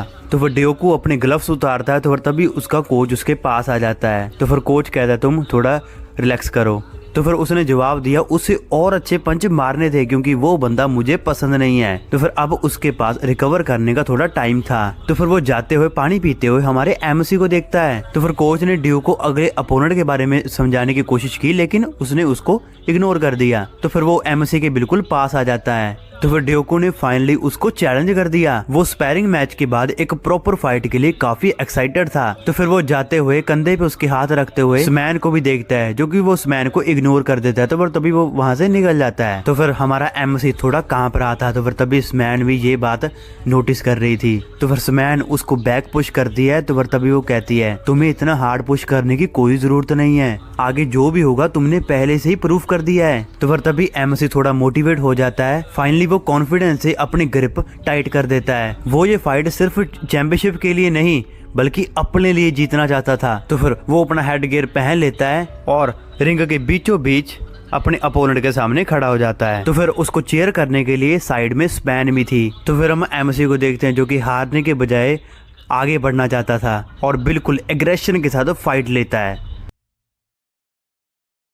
तो फिर हम क्यों और उसके दोस्त को भी देखते हैं जो कि हमारे एमसी की फाइट देख रहे होते हैं। तो फिर हम स्मैन को भी देखते हैं जो कि गौर से हमारे एमसी की फाइट देख रही थी और थोड़ा डर भी रही थी। तो फिर हम हमारे एमसी को देखते हैं जो कि थका हारा हुआ लग रहा था, लेकिन सामने खड़ा वोंग यू एकदम कॉन्फिडेंस से उसको देख रहा था। तो फिर हम देखते हैं एमसी इतना ज्यादा थक गया था कि जिसकी वजह से उसकी आंख में उसका पसीना आ गया था, जिसकी वजह से उसका फोकस थोड़ा भटक जाता है। तो फिर हम ड्योको को देखते हैं जो कि अटैक करने की कोशिश करता है। तो फिर हम देखते हैं हमारा एमसी का गार्ड ओपन हो जाता है। तो फिर जिसकी वजह से ड्योको उसे जोर से पंच मारता है। तो फिर हमारा एमसी नीचे गिर जाता है, जिसको देख के हमारा कोच भी थोड़ा परेशान हो गया था। तो फिर रेफरी काउंटिंग शुरू कर देता है। तो फिर हम अपने एमसी को देखते हैं जो कि बहुत ही बुरी हालत में अपने मन में सोचने लगा था ये अलग है, ये बिल्कुल ही अलग है, ऐसे लगता है कि इसकी बॉडी किसी आर्मर से ढकी हो। तो फिर तभी हमें क्यों के दोस्त को देखते हैं जो कि कहता है, वो हमारे एमएससी का मजाक उड़ाते हुए कहता है ये उसको हैंडल नहीं कर पाएगा, मुझे पता है। तो फिर क्यों कहता है ऑब्वियसली वोंग यू हारेगा। तो फिर उसका दोस्त कहता है हे शट अप। तो फिर हम वोंग यू को देखते हैं जिसकी शक्ल देखने लायक थी। तो फिर वो अचानक से क्यों के बिल्कुल पीछे आ जाता है। तो फिर तभी क्यों थोड़ा डर जाता है। तो फिर क्यों थोड़ा डरता है और कहता है ओ वोंग यू तुम आ गए। तो फिर तभी हम वोंग यू को देखते हैं जो कि फाइट देखने लगता है। तो फिर तभी क्यों कहता है अब तो इसमें देखने लायक कुछ भी नहीं बचा, और हाँ मुझे नहीं लगता ये बेवकूफ अब उठेगा, तुम्हें तो देख के ये काफी खुशी हो रही है उन्हें। तो फिर वोंग यू थोड़ा उससे गुस्से से देखता है। तो फिर तभी क्यों कहता है मेरे कहने का मतलब है। तो फिर हम रिंग में ड्योको को देखते हैं जो कि हैरानी से हमारे एमएससी को देख रहा था। तो फिर तभी हम अपने एमएससी को देखते हैं। तो फिर हम अपने एमएससी को देखते हैं जो कि अपनी जगह से उठ रहा था। तो फिर वो अपने मन में कह रहा होता है मुझे खड़ा होना पड़ेगा, मुझे उन पुराने दिनों के लिए खड़ा होना पड़ेगा, मेरे पास ऑडियंस है जो मुझे चेयर कर रही है, मेरे पास ब्राइट लाइट्स हैं, कम से कम इस रिंग में सब कुछ यहाँ पे सही है। तो फिर हम रेफरी को देखते हैं जो कि हमारे एमएससी को कह रहा था तुम कर सकते हो। तो फिर एमएससी कहता है यस मैं कर सकता हूँ। तो फिर हम रेफरी को देखते हैं जो कि एक बार फिर से बॉक्सिंग स्टार्ट करने को कहता है। तो फिर हम एमएससी को देखते हैं जो कि पूरे कॉन्फिडेंस से आगे बढ़ता है और एक पंच मारने की ट्राई करता है। तो फिर जैसे ही वो अपना पंच उसके बिल्कुल पास करता है तो फिर तभी घंटी बज जाती है और राउंड खत्म हो जाता है। तो फिर हम कोच को देखते हैं जो कि कहता है क्या लक था उसका। तो फिर हम ड्यूक के कोच को देखते हैं जो कि उसे कहता है गुड वर्क और इस मैच को ज़्यादा लंबा मत खींच और उसे यही खत्म कर दे, वो एक ईजी अपोनेंट है। तो फिर हम अपने एमएससी को देखते हैं जो कि कहता है ये ईजी नहीं है। तो फिर कोच थोड़ा हैरान हो जाता है और कहता है तो फिर हमारा एमएससी कहता है मेरा अपोनेंट एक अलग ही लेवल पर है। तो फिर कोच कहता है हाँ तुम्हारी बात सही है, मुझे भी ऐसे ही लग रहा है। तो फिर हम अपने एमएससी को देखते हैं जो कि कहता है ये काम नहीं कर रहा है। तो फिर तभी कोच कहता है क्या नहीं काम कर रहा है। तो फिर हमारा एमएससी कहता है मैं बार बार स्लिप बैंक का यूज करने के लिए ट्राई कर रहा हूँ पर वो बार बार 1 फुट के गैप से फेल होता जा रहा है। स्लिप वर्क कर रही है बट बैंग नहीं काम कर रही। तो फिर हमारा कोच कहता है तो ये तूने पहले कैसे कर लिया था। तो फिर एमएससी कहता है पिछली बार मेरा पैर फिसल गया था। तो फिर अचानक से घंटी बजती है। तो फिर तभी कोच उसे लास्ट मैसेज देता है ध्यान से सुनो, टेक्निक हमेशा अपने आप काम नहीं करती। तो फिर रेफरी कहता है दोनों बॉक्सर आमने सामने आओ। तो फिर दोनों बॉक्सर रेडी हो जाते हैं। तो फिर ड्योको को कोच कहता है इसको खत्म कर दो। तो फिर ड्योको भी उसकी बात सुन लेता है। तो फिर ड्योको अपने मन में सोच रहा होता है कि कैसे मैंने पिछली बार उसे फाइट की थी। तो फिर वो फाइट लेने के लिए एक बार फिर से पहले वाली टेक्निक को यूज करता है। तो फिर तभी हमारा एमएससी अपने मन में सोच रहा होता है टेक्निक कभी भी गोल नहीं बन सकती। तो फिर ड्योको जैसे ही अपना पंच लगाने की कोशिश करता है तो फिर तभी हमारा एमएससी थोड़ा साइड हो जाता है। तो फिर जिसकी वजह से उसका पंच मिस हो जाता है। तो फिर हमारा एमएससी अपना पंच लगाने के लिए एक पोजीशन लेता है। तो फिर वो कहता है टेक्निक को भूल जाओ। तो फिर वो जोर से उसके मुंह पे सीधा एक पंच मार देता है। तो फिर ऑडियंस भी ये देख के शॉक रह गई। तो फिर दोनों बॉक्सर के कोचेस का मुंह खुला का खुला रह गया। तो फिर वोंग यू के दोस्त कहते हैं ये क्या था। तो फिर स्मैन थोड़ा एक्साइटेड हो जाती है ये देख के। तो फिर हम अपने एमएससी को देखते हैं जो कि बहुत ही ज्यादा खुश था। तो फिर वो अपने मन में सोच रहा था मेरा पंच कनेक्ट हुआ, फाइनली मैंने वो हिट कर दिया। तो फिर तुरंत ही एमएससी के मुंह पे सीधा एक पंच पड़ता है। तो फिर जिसकी वजह से एमएससी पीछे जाके रोप से टकरा के नीचे गिर जाता है। तो फिर जिसकी वजह से हमारे एमएससी की हालत बिल्कुल खराब हो जाती है। ड्योको ने इतने जोर से पंच मारा जिसकी वजह से हमारे एमएससी का माइंड ब्लैंक हो जाता है। तो फिर हम रेफरी को देखते हैं जो कि अपनी काउंटिंग स्टार्ट करता है। तो फिर तभी एमएससी अपने मन में सोच रहा होता है स्लिप बैंक काम तो किया बट क्या हुआ, लेकिन अब मैं क्या कर सकता हूँ। तो फिर हम स्मैन को देखते हैं जो कि काफी परेशान लग रही थी, साथ ही कोच भी काफी परेशान लग रहा था। तो फिर हम ऑडियंस के बीच में 2 लड़कों को देखते हैं जो कि आपस में बात कर रहे होते हैं। तो फिर तभी एक कहता है ये ऑलरेडी दूसरी बार गिर चुका है। तो फिर तभी दूसरा कहता है हाँ मुझे भी लगता है और मुझे लगता है शायद इसे काफी ज्यादा दर्द हो रहा होगा। तो फिर क्यों कहता है हाँ मुझे पता था यही होगा। तो फिर कोच कहता है ये बहुत ज्यादा हो गया अब। तो फिर तभी कोच अपना टॉवल उठाता है इस मैच को खत्म करने के लिए। तो फिर तभी कोच का कोई हाथ पकड़ लेता है। तो फिर हम देखते हैं वो स्मैन होती है। तो फिर स्मैन कहती है डैड आपको पता है ना एमएससी उठ सकता है। तो फिर हम देखते हैं कोच की सीधा नजर रिंग में जाती है। तो फिर तभी हम अपने एमएससी को देखते हैं जो कि उठने लग जाता है। वो धीरे धीरे करके कांपता हुआ अपने पैरों पे खड़ा हो रहा था। तो फिर ऑडियंस भी हमारे एमएससी को देख के बहुत ही ज्यादा हैरान हो जाती है। तो फिर रेफरी हमारे एमएससी को पूछता है तुम कर सकते हो। तो फिर एमएससी मोटिवेट होता हुआ कहता है yes I can do it, मैं कर सकता हूँ। तो फिर ड्योको के चेहरे पे भी हमें थोड़ा डर दिखाई देता है। तो फिर ड्योको का कोच अपने मन में सोच रहा होता है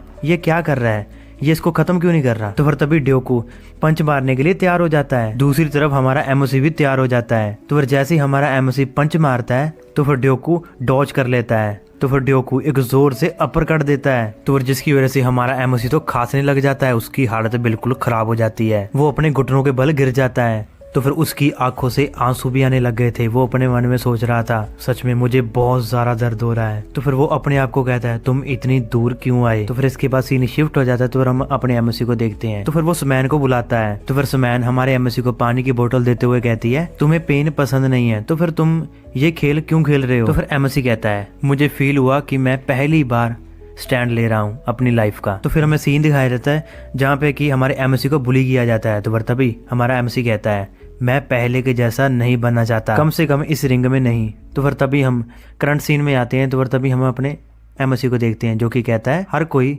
बराबर है। तो फिर हमारा एमओसी लटखटाते हुए अपने पैरों पे एक बार फिर से खड़ा हो जाता है। तो फिर वो मन में कहता है मैं अगर पहले वाला होता तो मैं कब का गिव अप कर देता, पर कम से कम मैं इस रिंग में तो गिव अप नहीं करूंगा और रुकूंगा नहीं, क्योंकि यही हूं मैं। तो फिर तभी मैन और कोच उसको मोटिवेट करते हुए अपने एमओसी के बारे में सोच रहे होते हैं। तो फिर तभी ऑडियंस में से वही लोग एक बार फिर से कहते हैं ये एक बार फिर से खड़ा हो गया। तो फिर दूसरा कहता है ओ नो मैं इसको रोकना चाहता हूँ अभी के अभी। तो फिर वोंग यू और उसके दोस्त तो बहुत ही ज्यादा हैरान हो जाते हैं। तो फिर हम ड्योकू को देखते हैं जो कि बहुत ही ज्यादा गुस्से से उसको देख रहा था, ये फिर से खड़ा हो गया, पहले तो ये एक फन था लेकिन अब ये मुझे परेशान कर रहा है। तो फिर ड्योकू अटैक करने के लिए जाता है। तो फिर ड्योकू का सीधा पंच जाके एमओसी के एक बार फिर से फेस पे लगता है। तो फिर एमओसी अपना पंच मारने की कोशिश करता है, तो फिर तभी ड्योकू डॉज कर लेता है। तो फिर एक बार फिर से उसको एक अपर कट देता है। तो फिर कोच ये देख के बहुत ही ज्यादा निराश हो जाता है। तो फिर ड्योकू एक बार फिर से पंच मारता है, तो फिर हमारा एमओसी उसको डॉज कर लेता है। तो फिर एमओसी बहुत ज्यादा थका हुआ था, तो फिर जिसकी वजह से वो उसकी बाहों में आ जाता है। तो फिर ड्योकू धीरे से उसके कान में कहता है तू ज्यादा मत बन, तू ऑलरेडी हार चुका है। तो फिर हमारा एमओसी भी कहता है तो अगर मैंने गिव अप कर दिया यहाँ पर तो मैं अपने आप को बर्बाद कर दूंगा, मैं पहली बार अपनी लाइफ में अपने के लिए पहली बार खड़ा हो रहा हूँ। तो फिर घंटी बज जाती है, राउंड खत्म हो जाता है। तो फिर कोच हमारे एमओसी को जल्दी से बुलाता है और कहता है जल्दी से यहाँ पर बैठो। तो फिर हमारा एमओसी बहुत ही ज्यादा थका हुआ था, तो फिर वो धीरे धीरे कुर्सी पे बैठता है। तो फिर कोच कहता है हमारे एमओसी को एमओसी इट्स ओके, इसको खत्म करो, अब ये तुम्हारा पहला बैच नहीं है। तो फिर एमओसी कहता है मैं ये करना चाहता हूँ, मेरा अपोनेंट पूरी तरह मुझे नॉक करने की ट्राई कर रहा है, ये कोई ट्रोमेंटिंग बुली नहीं है, वो मुझे सच में नॉक करने की कोशिश कर रहा है। मेरे लिए ये बहुत ही ज्यादा एक्साइटिंग है, मुझे चीज इतनी ज्यादा खुशी दे रही है कि मैं आपको शब्दों में नहीं बता सकता कि मुझे कोई रोकने की कोशिश कर रहा है पूरी जान से। तो फिर ड्योकू का कोच कहता है तुम यहाँ पे मजाक कर रहे हो। तो फिर हम ड्योकू को देखते हैं जो कि अपने मन में सोच रहा होता है वही एमओसी की कही हुई बातें। तो फिर कोच कहता है तुम मुझे जवाब दो, तुम यहाँ पे कोई मजाक कर रहे हो। तो फिर हम फ्लैशबैक देखते हैं जहाँ पे कि ड्योकू एक छोटा बच्चा होता है। तो फिर वो कहता है डैड।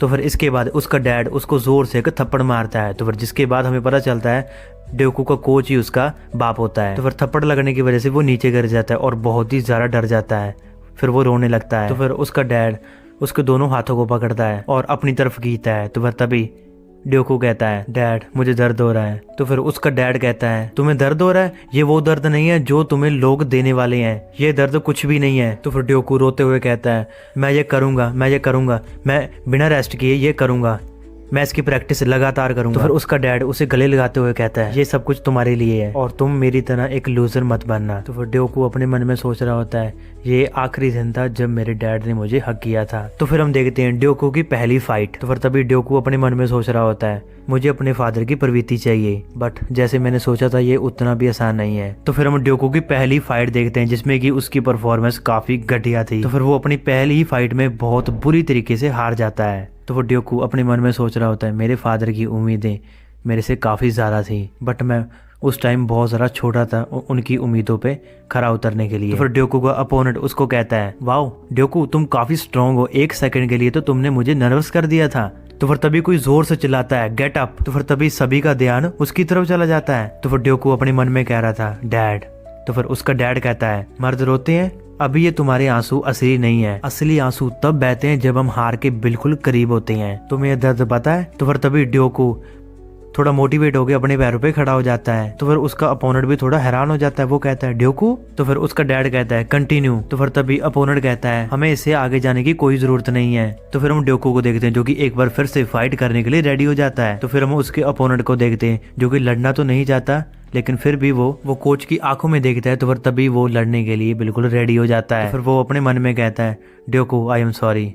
तो फिर तभी वो पंच मारने के लिए ट्राई करता है। तो फिर वो जोर से ड्योकू के मुंह पे सीधा एक पंच मार देता है। तो फिर तभी लोग कहने लगते हैं आसपास, ड्योकू तुम ठीक हो, जल्दी से पानी लाओ ड्योकू के लिए, ड्योकू शायद ठीक नहीं है, जल्दी लाओ। तो फिर हम ड्योकू को देखते हैं जो कि रिंग के बीचों बीच लिटा हुआ था। तो फिर हम ड्योकू को देखते हैं जो जिसकी हालत बिल्कुल खराब हो जाती है। तो फिर इसके बाद ड्योकू अपने मन में कह रहा था, उस दिन मैं अपने डैड की बैग अच्छे तरीके से भी नहीं देख पा रहा था, बट मुझे कुछ नया सीखने को मिला। तो फिर इसके बाद सीन शिफ्ट हो जाता है। तो फिर हम एक नए खिलाड़ी को देखते हैं जो कि कहता है हेलो। तो फिर ड्योकू का डैड कहता है ओ वेलकम मेरे जिम के खजाने। तो फिर हमें बताया जाता है ये वही शख्स था जिसकी वजह से मेरा डैड स्माइल करता था। तो फिर इसके बाद सीन शिफ्ट हो जाता है। तो फिर हमें बारिश पड़ती हुई दिखाई देती है। तो फिर वही बंदे की ड्योकू के साथ फाइट होती है, बट आज ड्योकू अलग था, वो पहले वाला ड्योकू नहीं था। तो फिर फाइट स्टार्ट होती है। ड्योकू की परफॉर्मेंस सच में बहुत ही ज्यादा कमाल की थी। तो फिर ड्योकू का अपोनेंट उसको पूरी कोशिश करता है उसको पंच मारने की, लेकिन ड्योकू को नहीं लगता, ड्योकू हर बार बच जाता है। तो फिर तभी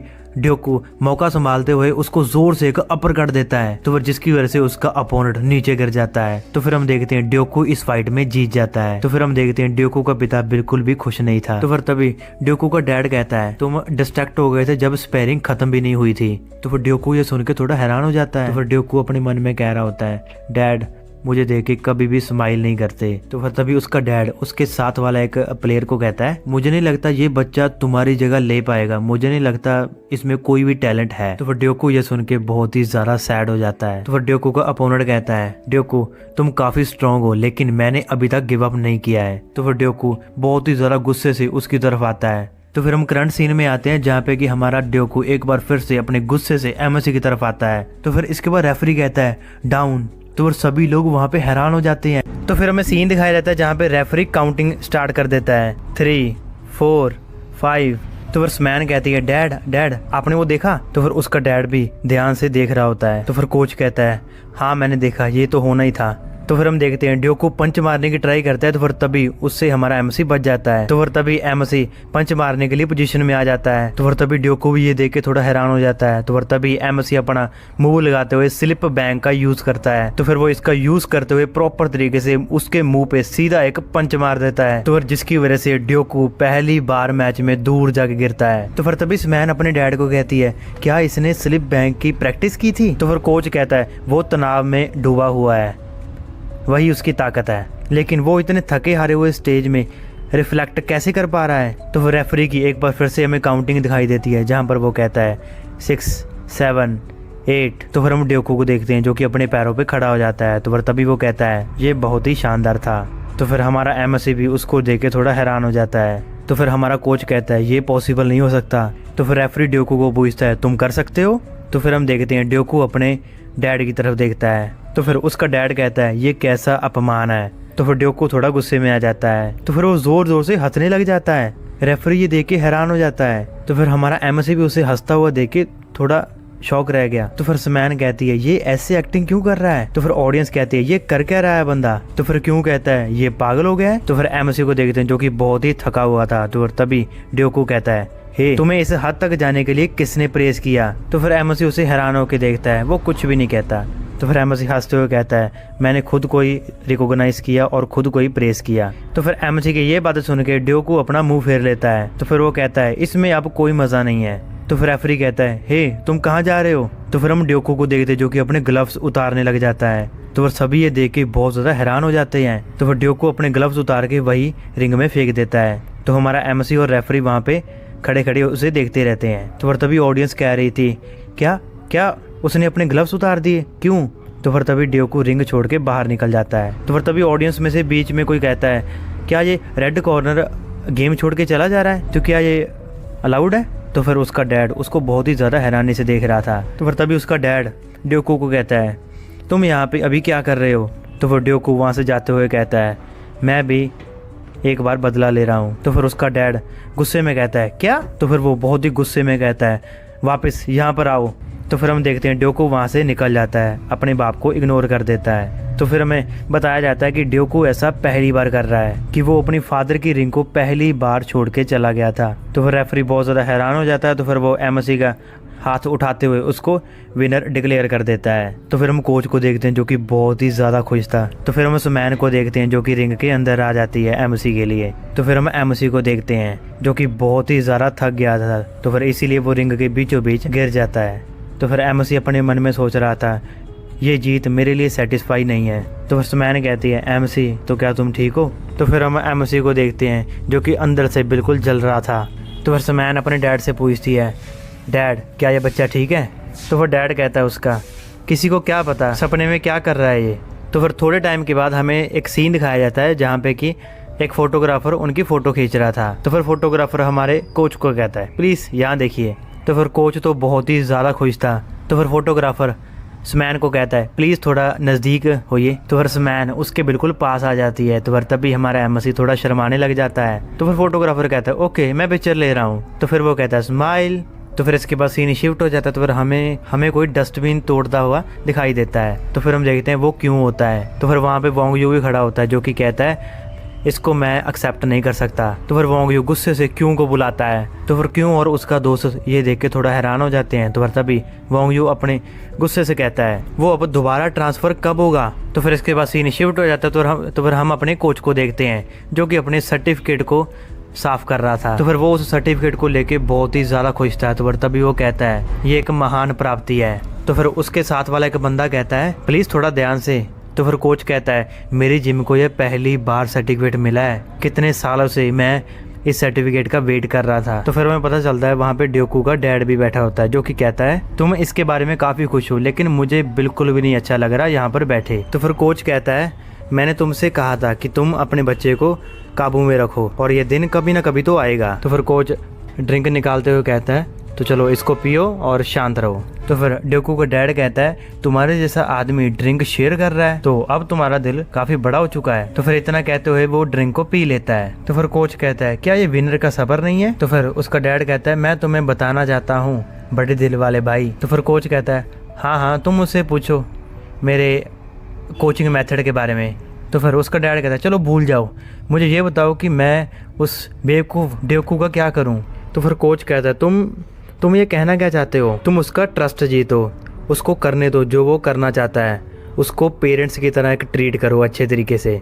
तो फिर उसका डैड कहता है तो क्या तुम इस बात के लिए श्योर हो? और हाँ वैसे भी आप जानते हो मैंने उस बच्चे का पालन पोषण। तो फिर कोच कहता है तुमने अपने बच्चे को अच्छे तरीके से ट्रीट नहीं किया, तुमने उसको क्लोन की तरह यूज किया है। क्या तुमने ये नहीं किया? तुमने ड्योकू को कभी भी अपने बच्चे की तरह नहीं देखा है। तो फिर ये सुन के उसका डैड बिल्कुल शांत हो जाता है। तो फिर कोच कहता है तुम्हें पता है क्लोन हमेशा टूट जाते हैं ओरिजिनल से पहले। तो फिर ये सुन के ड्योकू का डैड थोड़ा शर्मिंदा हो जाता है। तो फिर वो अपनी जगह से उठ जाता है। तो फिर कोच कहता है तो तुम यहाँ से जा रहे हो? तो फिर उसका डैड कहता है मुझे यहाँ पर रुकने पर कोई अच्छे शब्द सुनने को नहीं मिलेंगे। तो फिर कोच कहता है तो अगर मैं तुम्हारी जगह होता तो मैं विनर कंपोजर की बात सुनता, तुम मेरे एडवाइस के लिए ग्रेटफुल नहीं हो। और जब ड्योकू बच्चा था तो तब उसकी आंखें बिल्कुल तुम्हारे जैसी थी, तो अब जब वो बड़ा हुआ तो उसका हाथ तुम्हारे जैसा था, पर किसे पता था अब सिर्फ उस बच्चे के लिए तुम्हारी परछाई ही बाकी रह गई है। तो फिर उसका डैड बहुत ही ज़्यादा निराश हो जाता है। तो फिर तभी वो जोर से गेट बंद करके वहाँ से निकल जाता है। तो फिर तभी कोच थोड़ा एक्साइटेड होते हुए कहता है फाइनली मैंने अपने शब्दों से उसको हरा दिया,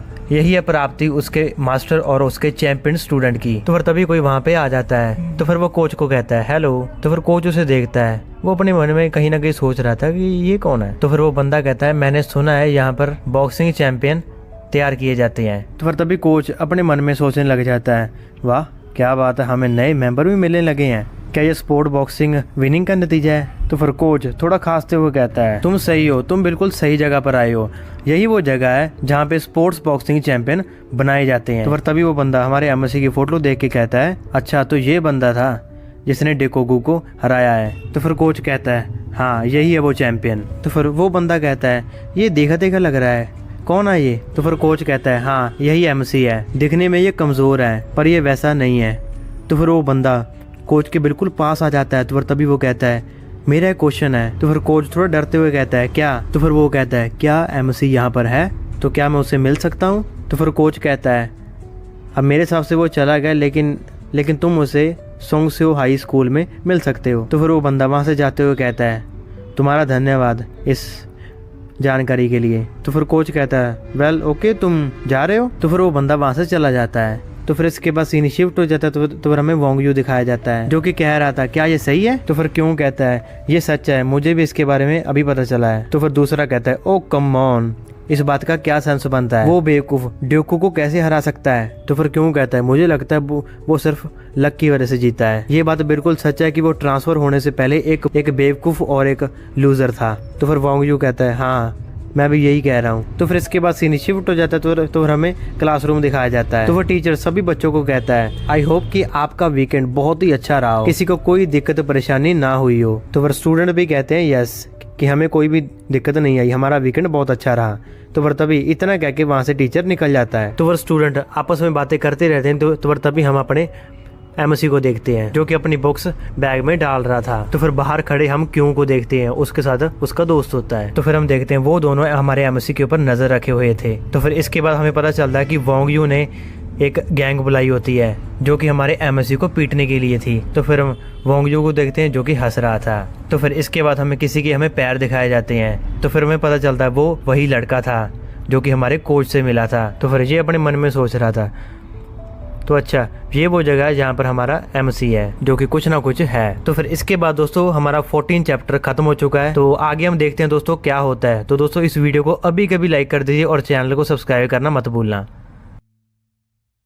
14 के स्टार्टिंग में हम देखते हैं जहाँ पे कि हमारा एमसी स्कूल में था। तो फिर वो जाते हुए अपने मन में सोच रहा था क्या मुझे सीधा जिम में जाना चाहिए। तो फिर तभी वहाँ पे कोई बंदा आ जाता है। तो भाई इसका नाम मुझे आप कमेंट सेक्शन में बताना। तो ये कहता है ये कौन है, क्या ये कीजू है जो नया स्पोर्ट्स बॉक्सिंग चैंपियन है। तो फिर एमसी कहता है तो दोस्तों अब हम इसको एमसी नहीं कहेंगे, हम इसको कीजू ही कहेंगे, ठीक है। तो फिर कीजू कहता है हाँ चलो भाई मुझे बस किस्मत का साथ मिला और कुछ भी नहीं, बस इतना। तो फिर तभी कोई दूसरा बंदा कहता है अरे किस्मत भी एक स्किल का हिस्सा होती है, और बाय द वे सच में आप वहाँ पे बहुत शानदार लग रहे थे सच में। तो फिर कीजू थोड़ा शर्माते हुए कहता है अरे आप लोगों ने भी वो मैच देखा। तो फिर वो पीले वाला कहता है हाँ हमने सब कुछ देखा, तुम बार बार गिरते रहे लेकिन किसी न किसी तरह तुम एक बार फिर से खिलौने की तरह उड़ जाते। तो क्या आप मेरी स्थिति की जल्दी से जांच कर सकते हैं।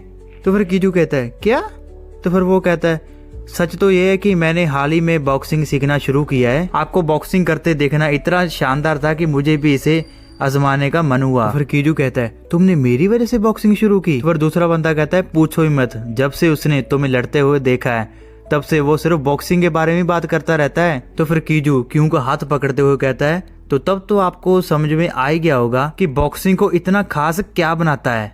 तो फिर क्यों कहता है क्या क्या क्या क्या मतलब। तो फिर कीजू थोड़ा एक्साइटेड होते हुए कहता है बिल्कुल बॉक्सिंग वाकई एक शानदार खेल है, और आप किस बारे में जानना चाहते हैं, मैं आपके किसी भी तरह से आपकी मदद कर सकता हूँ, तो बेझिझक पूछिए। तो फिर तभी वहाँ पे स्मैन आ जाती है। तो फिर तुरंत ही कीजू उसका हाथ छोड़ देता है और थोड़ा शर्माने लगता है। तो फिर वो दोनों कीजू को वहाँ से लेके जाते हैं।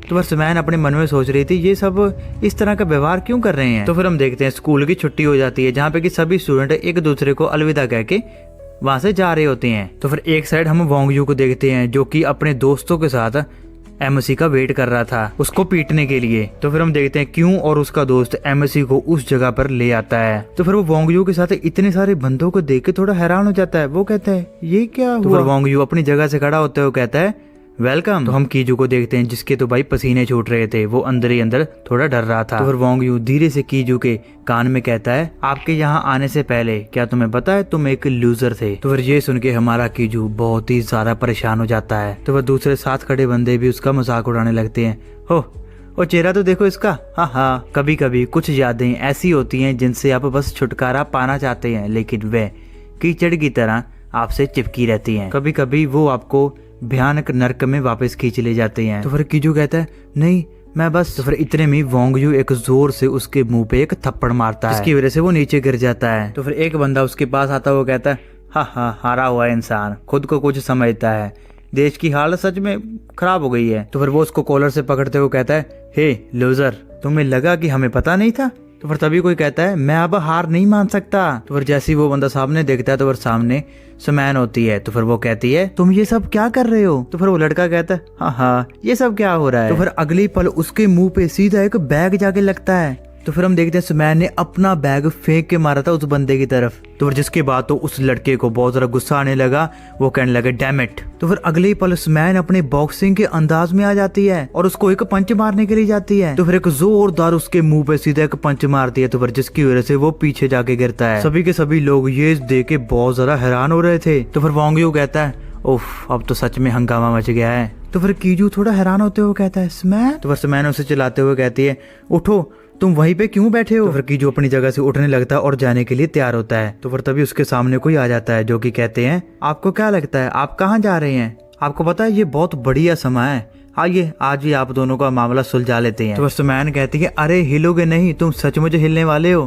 तो फिर हमारा कीजू कहता है जरा इसको हटाओ, देखो तो जरा बॉक्सिंग करने वाले लड़के बड़े ही अकड़ू बन रहे हैं। तो फिर इतने में वो दोनों वहां से चले जाते हैं। तो फिर तभी वहां पे वोंग यू आ जाता है। तो वो कहता है अगर मैं ना हिलूं तो क्या होगा। तो फिर वो दोनों आमने सामने खड़े थे जैसे कि अगले ही पल वो फाइट करने वाले हैं। तो फिर तभी वहां पे क्यों आ जाता है। तो फिर वो कहता है तुम लूजर। तो फिर इतना कहके वो उसके ऊपर अटैक कर देता है। तो फिर वो उसको एक पंच मारने लगता है। तो फिर तभी हमारा कीजू उसको डॉच कर लेता है। तो फिर तभी हमारा कीजू एक जोरदार उसके मुंह पे सीधा एक पंच लगाता है। तो फिर दूसरा बंदा उसको किक से मारने के लिए ट्राई करता है लेकिन वो उससे भी बच जाता है। उसके भी मुंह पे एक कमाल का पंच लगाता है।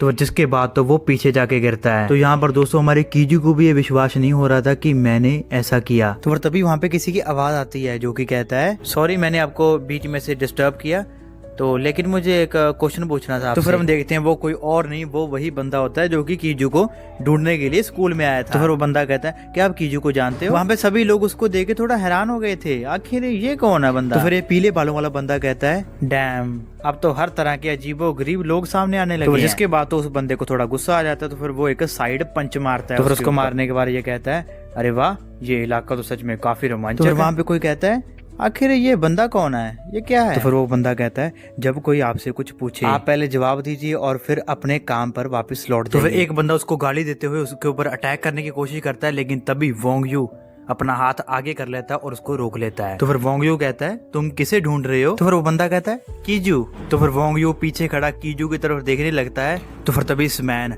कीजू से पूछ रही थी क्या तुम ठीक हो। तो फिर हम कीजू को देखते हैं जो कि बहुत ही ज्यादा डर रहा था। तो फिर हमें बताया जाता है ट्रॉमा आपकी सोच से ज्यादा समय तक असर करता है। जब आपको लगता है आप इससे बाहर आ चुके हो लेकिन आप हर बात समझ जाते हैं कि ये सिर्फ एक भ्रम था। तो फिर वोंग यू कहता है तुम कीजू को क्यों ढूंढ रहे हो। तो फिर वो बंदा कहता है ओ गलतफहमी मत डाले, मैं बस एक उस स्पोर्ट्स चैंपियन का चेहरा देखना चाहता था, बस इसके अलावा कुछ भी नहीं। तो फिर कीजू अंदर ही अंदर अपने मन में सोच रहा था ये मुझे जानता नहीं है। तो फिर हमें फ्लैशबैक में हमें दिखाया जाता है। तो फिर वो बंदा कहता है वाह बुरा नहीं है, सिगरेट के फिल्टर को भेजने में कामयाब। तो फिर अगले ही पल वो कीजू को मारने लग जाता है। आपको याद होगा ये सीन हमने एपिसोड 1 में देखा था। तो हम प्रेजेंट सीन में आते हैं जहाँ पे कि वोंग यू कहता है ओ सॉन्ग जिनवू क्या आप कह रहे हो कि आप मुझे नहीं जानते। तो फिर वोंग यू हंसने लग जाता है। तो फिर उसके टीम के मेंबर भी हंसने लग जाते हैं। तो फिर वोंग यू कहता है जिस चैंपियन की आप तलाश कर रहे थे वो वही व्यक्ति है, शायद वो आपकी पसंद का ना हो। तो फिर वो बंदा उसका हाथ पकड़ के कहता है ओ तो आप ली कीजू हो, आपसे मिलकर बहुत अच्छा लगा। तो फिर उस बंदे के दिमाग में जो कीजू ने यहाँ पर फाइट लड़ी थी उसके सारे सीन्स आ रहे थे। तो फिर वो उसका हाथ पकड़ते हुए कहता है ओ तो यही वो मुक्का है जिसने डेकोगु को जमीन पर गिरा दिया था, है ना। तो फिर हमें बताया जाता है घाव हमेशा पीड़ित के लिए उस व्यक्ति की तुलना में अधिक समय तक बने रहते हैं जिसने उन्हें पहुंचाया है। तो फिर वोंग यू कहता है इसने मुझे इग्नोर किया। तो फिर दूसरा बंदा कहता है वो कमीना वोंग यू की बात को नजरअंदाज करने की हिम्मत कैसे कर सकता है। तो फिर अगले पल वो उसके ऊपर अटैक करने की कोशिश करता है। तो फिर वो अचानक से पीछे मुड़ता है और अपनी लात से उसके ऊपर अटैक कर देता है। तो फिर दूसरा बंदा भी बेसबॉल से उसके ऊपर अटैक करने की कोशिश करता है लेकिन वो बच जाता है। तो फिर ये बंदा अपनी बॉक्सिंग की पावर दिखाता हुआ फिर उसके ऊपर एक जोर से पंच मार देता है। तो फिर तभी दूसरा आता है उसके ऊपर अटैक करने के लिए, वही पीले बालों वाला। तो फिर उसके ऊपर भी वो पंच मार देता है जिसकी वजह से उसकी हालत भी बिल्कुल खराब हो जाती है। तो फिर एक एक करके वो सभी को ठिकाने लगा देता है। तो फिर वोंग यू ये सब खड़ा देख रहा होता है। तो फिर वो बंदा सभी को निपटाने के बाद वोंग यू को कहता है क्या अब तुम भी। तो फिर एक बंदा कहता है वोंग यू को गुस्सा दिला रहे हो, है ना। तो फिर दूसरा कहता है तुम छोटे कमीने, तुम मर चुके हो। तो फिर इतने में ही वोंग यू आगे बढ़ता है। तो फिर ऐसा लग रहा था कि वोंग यू अब तो उसे मारने वाला है तो फिर वोंगजू अपना हाथ आगे बढ़ाता है तो फिर वो बंदा थोड़ा अलर्ट हो जाता है। तो फिर वोंगजू उसका हाथ पकड़ के उसको हेलो करने लग जाता है। तो फिर वो हाथ मिलाते हुए कहता है, अरे यार सच में तुम्हें देख के मुझे बहुत खुशी हुई, आप भी यहाँ पर बॉक्सिंग सीखने आए हो ना? सच तो ये है कि मैंने भी ऐसा ही किया। तो फिर वो बंदा थोड़ा अजीब सा रिएक्शन देता है। तो फिर क्यों और उसके बंदे भी थोड़ा हैरान हो जाते हैं। तो फिर वोंगजू पीछे की तरफ गुस्से से देखता है और क्यों के सीधा फेस पे अपनी लात से अटैक कर देता है। तो फिर वोंगजू अपनी ही टीम को मारने लग जाता है। तो तभी वो चिल्ला चिल्ला के कहता है, तुम सभी कायर हो क्या? तुम सब मिलकर एक ही आदमी पर हमला करने वाले हो? क्या तुम लोगों को जरा से भी शर्म नहीं आती? तो फिर वो बंदा कीजू की तरफ इशारा करता हुआ कहता है, अरे ये तो एक फनी गाय है। तो फिर कीजू कहता है, ये सीरियसली। तो फिर कीजू अपने मन में सोच रहा था, ठीक है तो मुझे डरने की कोई बात नहीं है, उसे तो मैं याद भी नहीं हूँ। तो फिर वो बंदा कीजू के बिल्कुल पास आते हुए कहता है, लेकिन फिर भी आप जानते हैं कि क्या हम पहले कहीं मिल चुके हैं?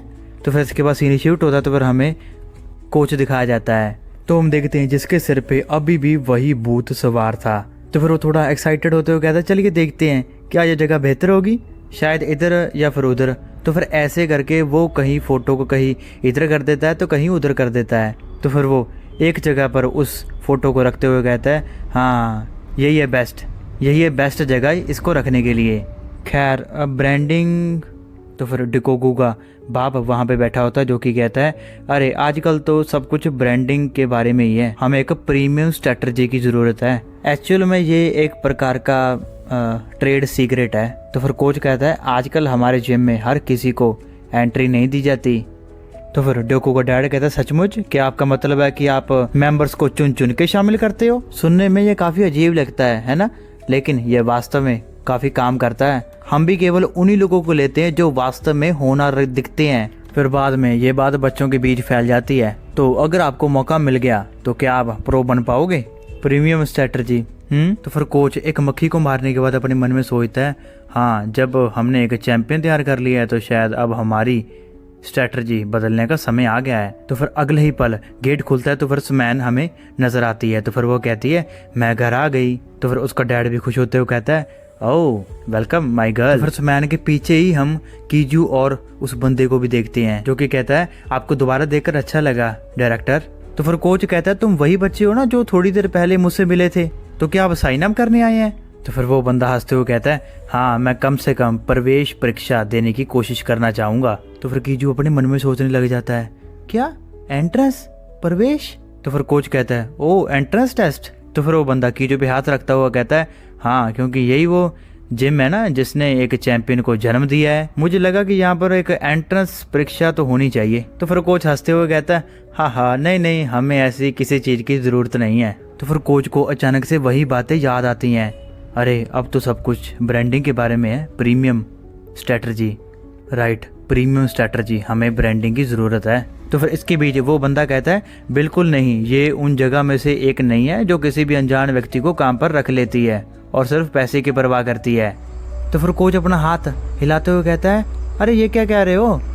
तो फिर कोच किसी महान कोच की फीलिंग लेता हुआ कहता है, बिल्कुल आपको एंट्रेंस परीक्षा देनी होगी, और हाँ ये एक अनस्पोकन रूल है। तो फिर सुमैन कहती है, ये कब से चलने लगा?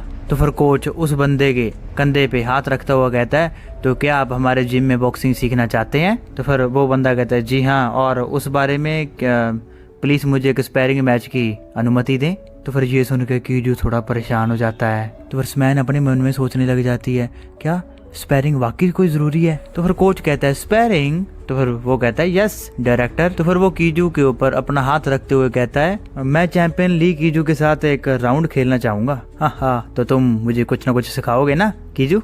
तो फिर स्मैन ये थोड़ा देख के परेशान हो जाती है। तो फिर साथ ही कीजू के पास भी कोई शब्द नहीं थे। तो फिर कोच कहता है, स्पैरिंग है ना, वैसे ये इम्पॉसिबल तो नहीं है, लेकिन। तो फिर स्मैन कहती है, मैं ऐसे करूँगा। तो फिर सभी का ध्यान स्मैन की तरफ चला जाता है। तो फिर वो बंदा कहता है, ओह। तो फिर स्मैन वहाँ से जाते हुए कहती है, आपको पता है वो हमारे जिम का एक चैंपियन है, वो किसी से भी यूं ही मुकाबला नहीं कर सकता। तो फिर उस बंदे का रिएक्शन कुछ ऐसा था। तो फिर कोच कहता है, हाँ ये भी सही है। तो फिर स्मैन दरवाजा बंद करते हुए कहती है, मैं कपड़े बदल कर वापस आऊंगी। तो फिर वो बंदा कहता है, इंटरेस्टिंग। तो फिर कीजू अपने मन में सोचता है, आखिर बात क्या है, क्या सोच रहा है ये सॉन्ग जिन्वो? तो फिर इसके बाद सीन शिफ्ट होता है, तो फिर हमें कोच दिखाया जाता है जो कि हंसते हुए कहता है ये सिर्फ आपकी स्किल चेक करने के लिए है, ठीक है, तो इसीलिए ज़्यादा परेशान ना हो, इसे सरल रखें, बिल्कुल आसान। तो फिर हम देखते हैं सोंग जिनवो के साथ स्मैन थी उसी रिंग में जो कि एक स्पैरिंग मैच के लिए बिल्कुल रेडी थी। तो फिर सोंग जिनवो कहता है तो मैं आप पर भरोसा करूंगा। तो फिर दोनों रिंग में आमने सामने खड़े होते हैं। तो फिर घंटी बजती है, मैच स्टार्ट होता है। तो फिर तभी कोच कह रहा था उसका खेलने का तरीका खराब है, उसके पैरों की चाल बहुत भारी है। तो फिर स्मैन अपने मन में सोच रही थी गुंडे जो गली के बदमाशों की तरह झगड़ा करते हैं और सोचते हैं कि बॉक्सिंग कोई आसान चीज है, इनको जगाने के लिए मार पिटाई की जरूरत है। तो फिर स्मैन पंच पे पंच उसके ऊपर मारती रहती है, लेकिन वो किसी तरीके से सोंग जिनवो बच जाता है। तो फिर वो कहता है ओह नॉट बैड। तो फिर सुमैन एक जोर से पंच मारने की कोशिश करती है एक बार फिर से। तो फिर वो सोंग जिनवो डॉज कर लेता है, तो फिर जिसकी वजह से वो बच जाता है। तो फिर तभी सोंग जिनवो पोजीशन लेता है और उसको एक अपर देना चाहता था। तो फिर जैसे ही वो पंच मारने लगता है, लेकिन फिर तभी सुमैन उसे बच जाती है। तो फिर सुमैन में थोड़ा पसीनो पसीन होते हुए कहती है सच में ये लास्ट वन तो काफी डेंजरस था। तो फिर वो अपने मन में सोचने लग जाती है क्या ये सिर्फ एक किस्मत थी। तो फिर सोंग जिनवो कहता है अरे बाप रे, बस थोड़ा सा रह गया, मैं भी ये लैंडिंग कर सकता था। तो वर्समैन अपने मन में कहने लगती है घमंड मत करो। तो वर्समैन उसके बाद एक पंच मारती है, लेकिन सोंग जिनवो उसको भी डॉच कर लेता है। तो फिर दूसरा मारती है, उससे भी वो बच जाता है। तो फिर सोंग जिनवो कहता है अब हमारे पास ये क्या है, क्या वो जाल में फंस गया। तो फिर इतने में ही वो स्मैन को एक जोर से पंच मार देता है, तो फिर जिससे वो बच नहीं पाती। तो फिर कोच भी बहुत ज्यादा हैरान हो जाता है। तो फिर हमारा कीजू भी जल्दी से रिंग में आ जाता है स्मैन। तो फिर स्मैन नीचे गिर जाती है। तो फिर तभी कीजू थोड़ा डरते हुए इसको कहता है स्मैन क्या तुम ठीक हो। तो फिर दूसरी साइड हम सोंग जिनवो को देखते हैं जो कि कहता है काफी समय हो गया है, मेरा कंट्रोल काफी खत्म हो गया है। तो फिर वो वहां से जाते हुए कहता है आज के लिए इतना काफी है। तो फिर कीजू कहता है आपको क्या लगता है आप कहाँ जा रहे हैं। तो फिर तभी सोंग जिनवो पीछे मुड़ता है। तो फिर हमारा कीजू कहता है तुमने कहा था ना तुम मेरे साथ जाना चाहते हो, तो फिर आपको अभ्यास करना पड़ेगा, तो मिलते हैं स्पेयरिंग में। तो इसके बाद दोस्तों हमारा 17 चैप्टर फाइनली खत्म हो गया और काफ़ी ये कमाल की सीरीज़ है, काफ़ी कमाल की कहानी है, आपको काफ़ी मज़ा आया होगा। तो लास्ट में दोस्तों इतना ही कहूँगा, इंस्टाग्राम पे फॉलो करना मत भूलना और wish you all the best.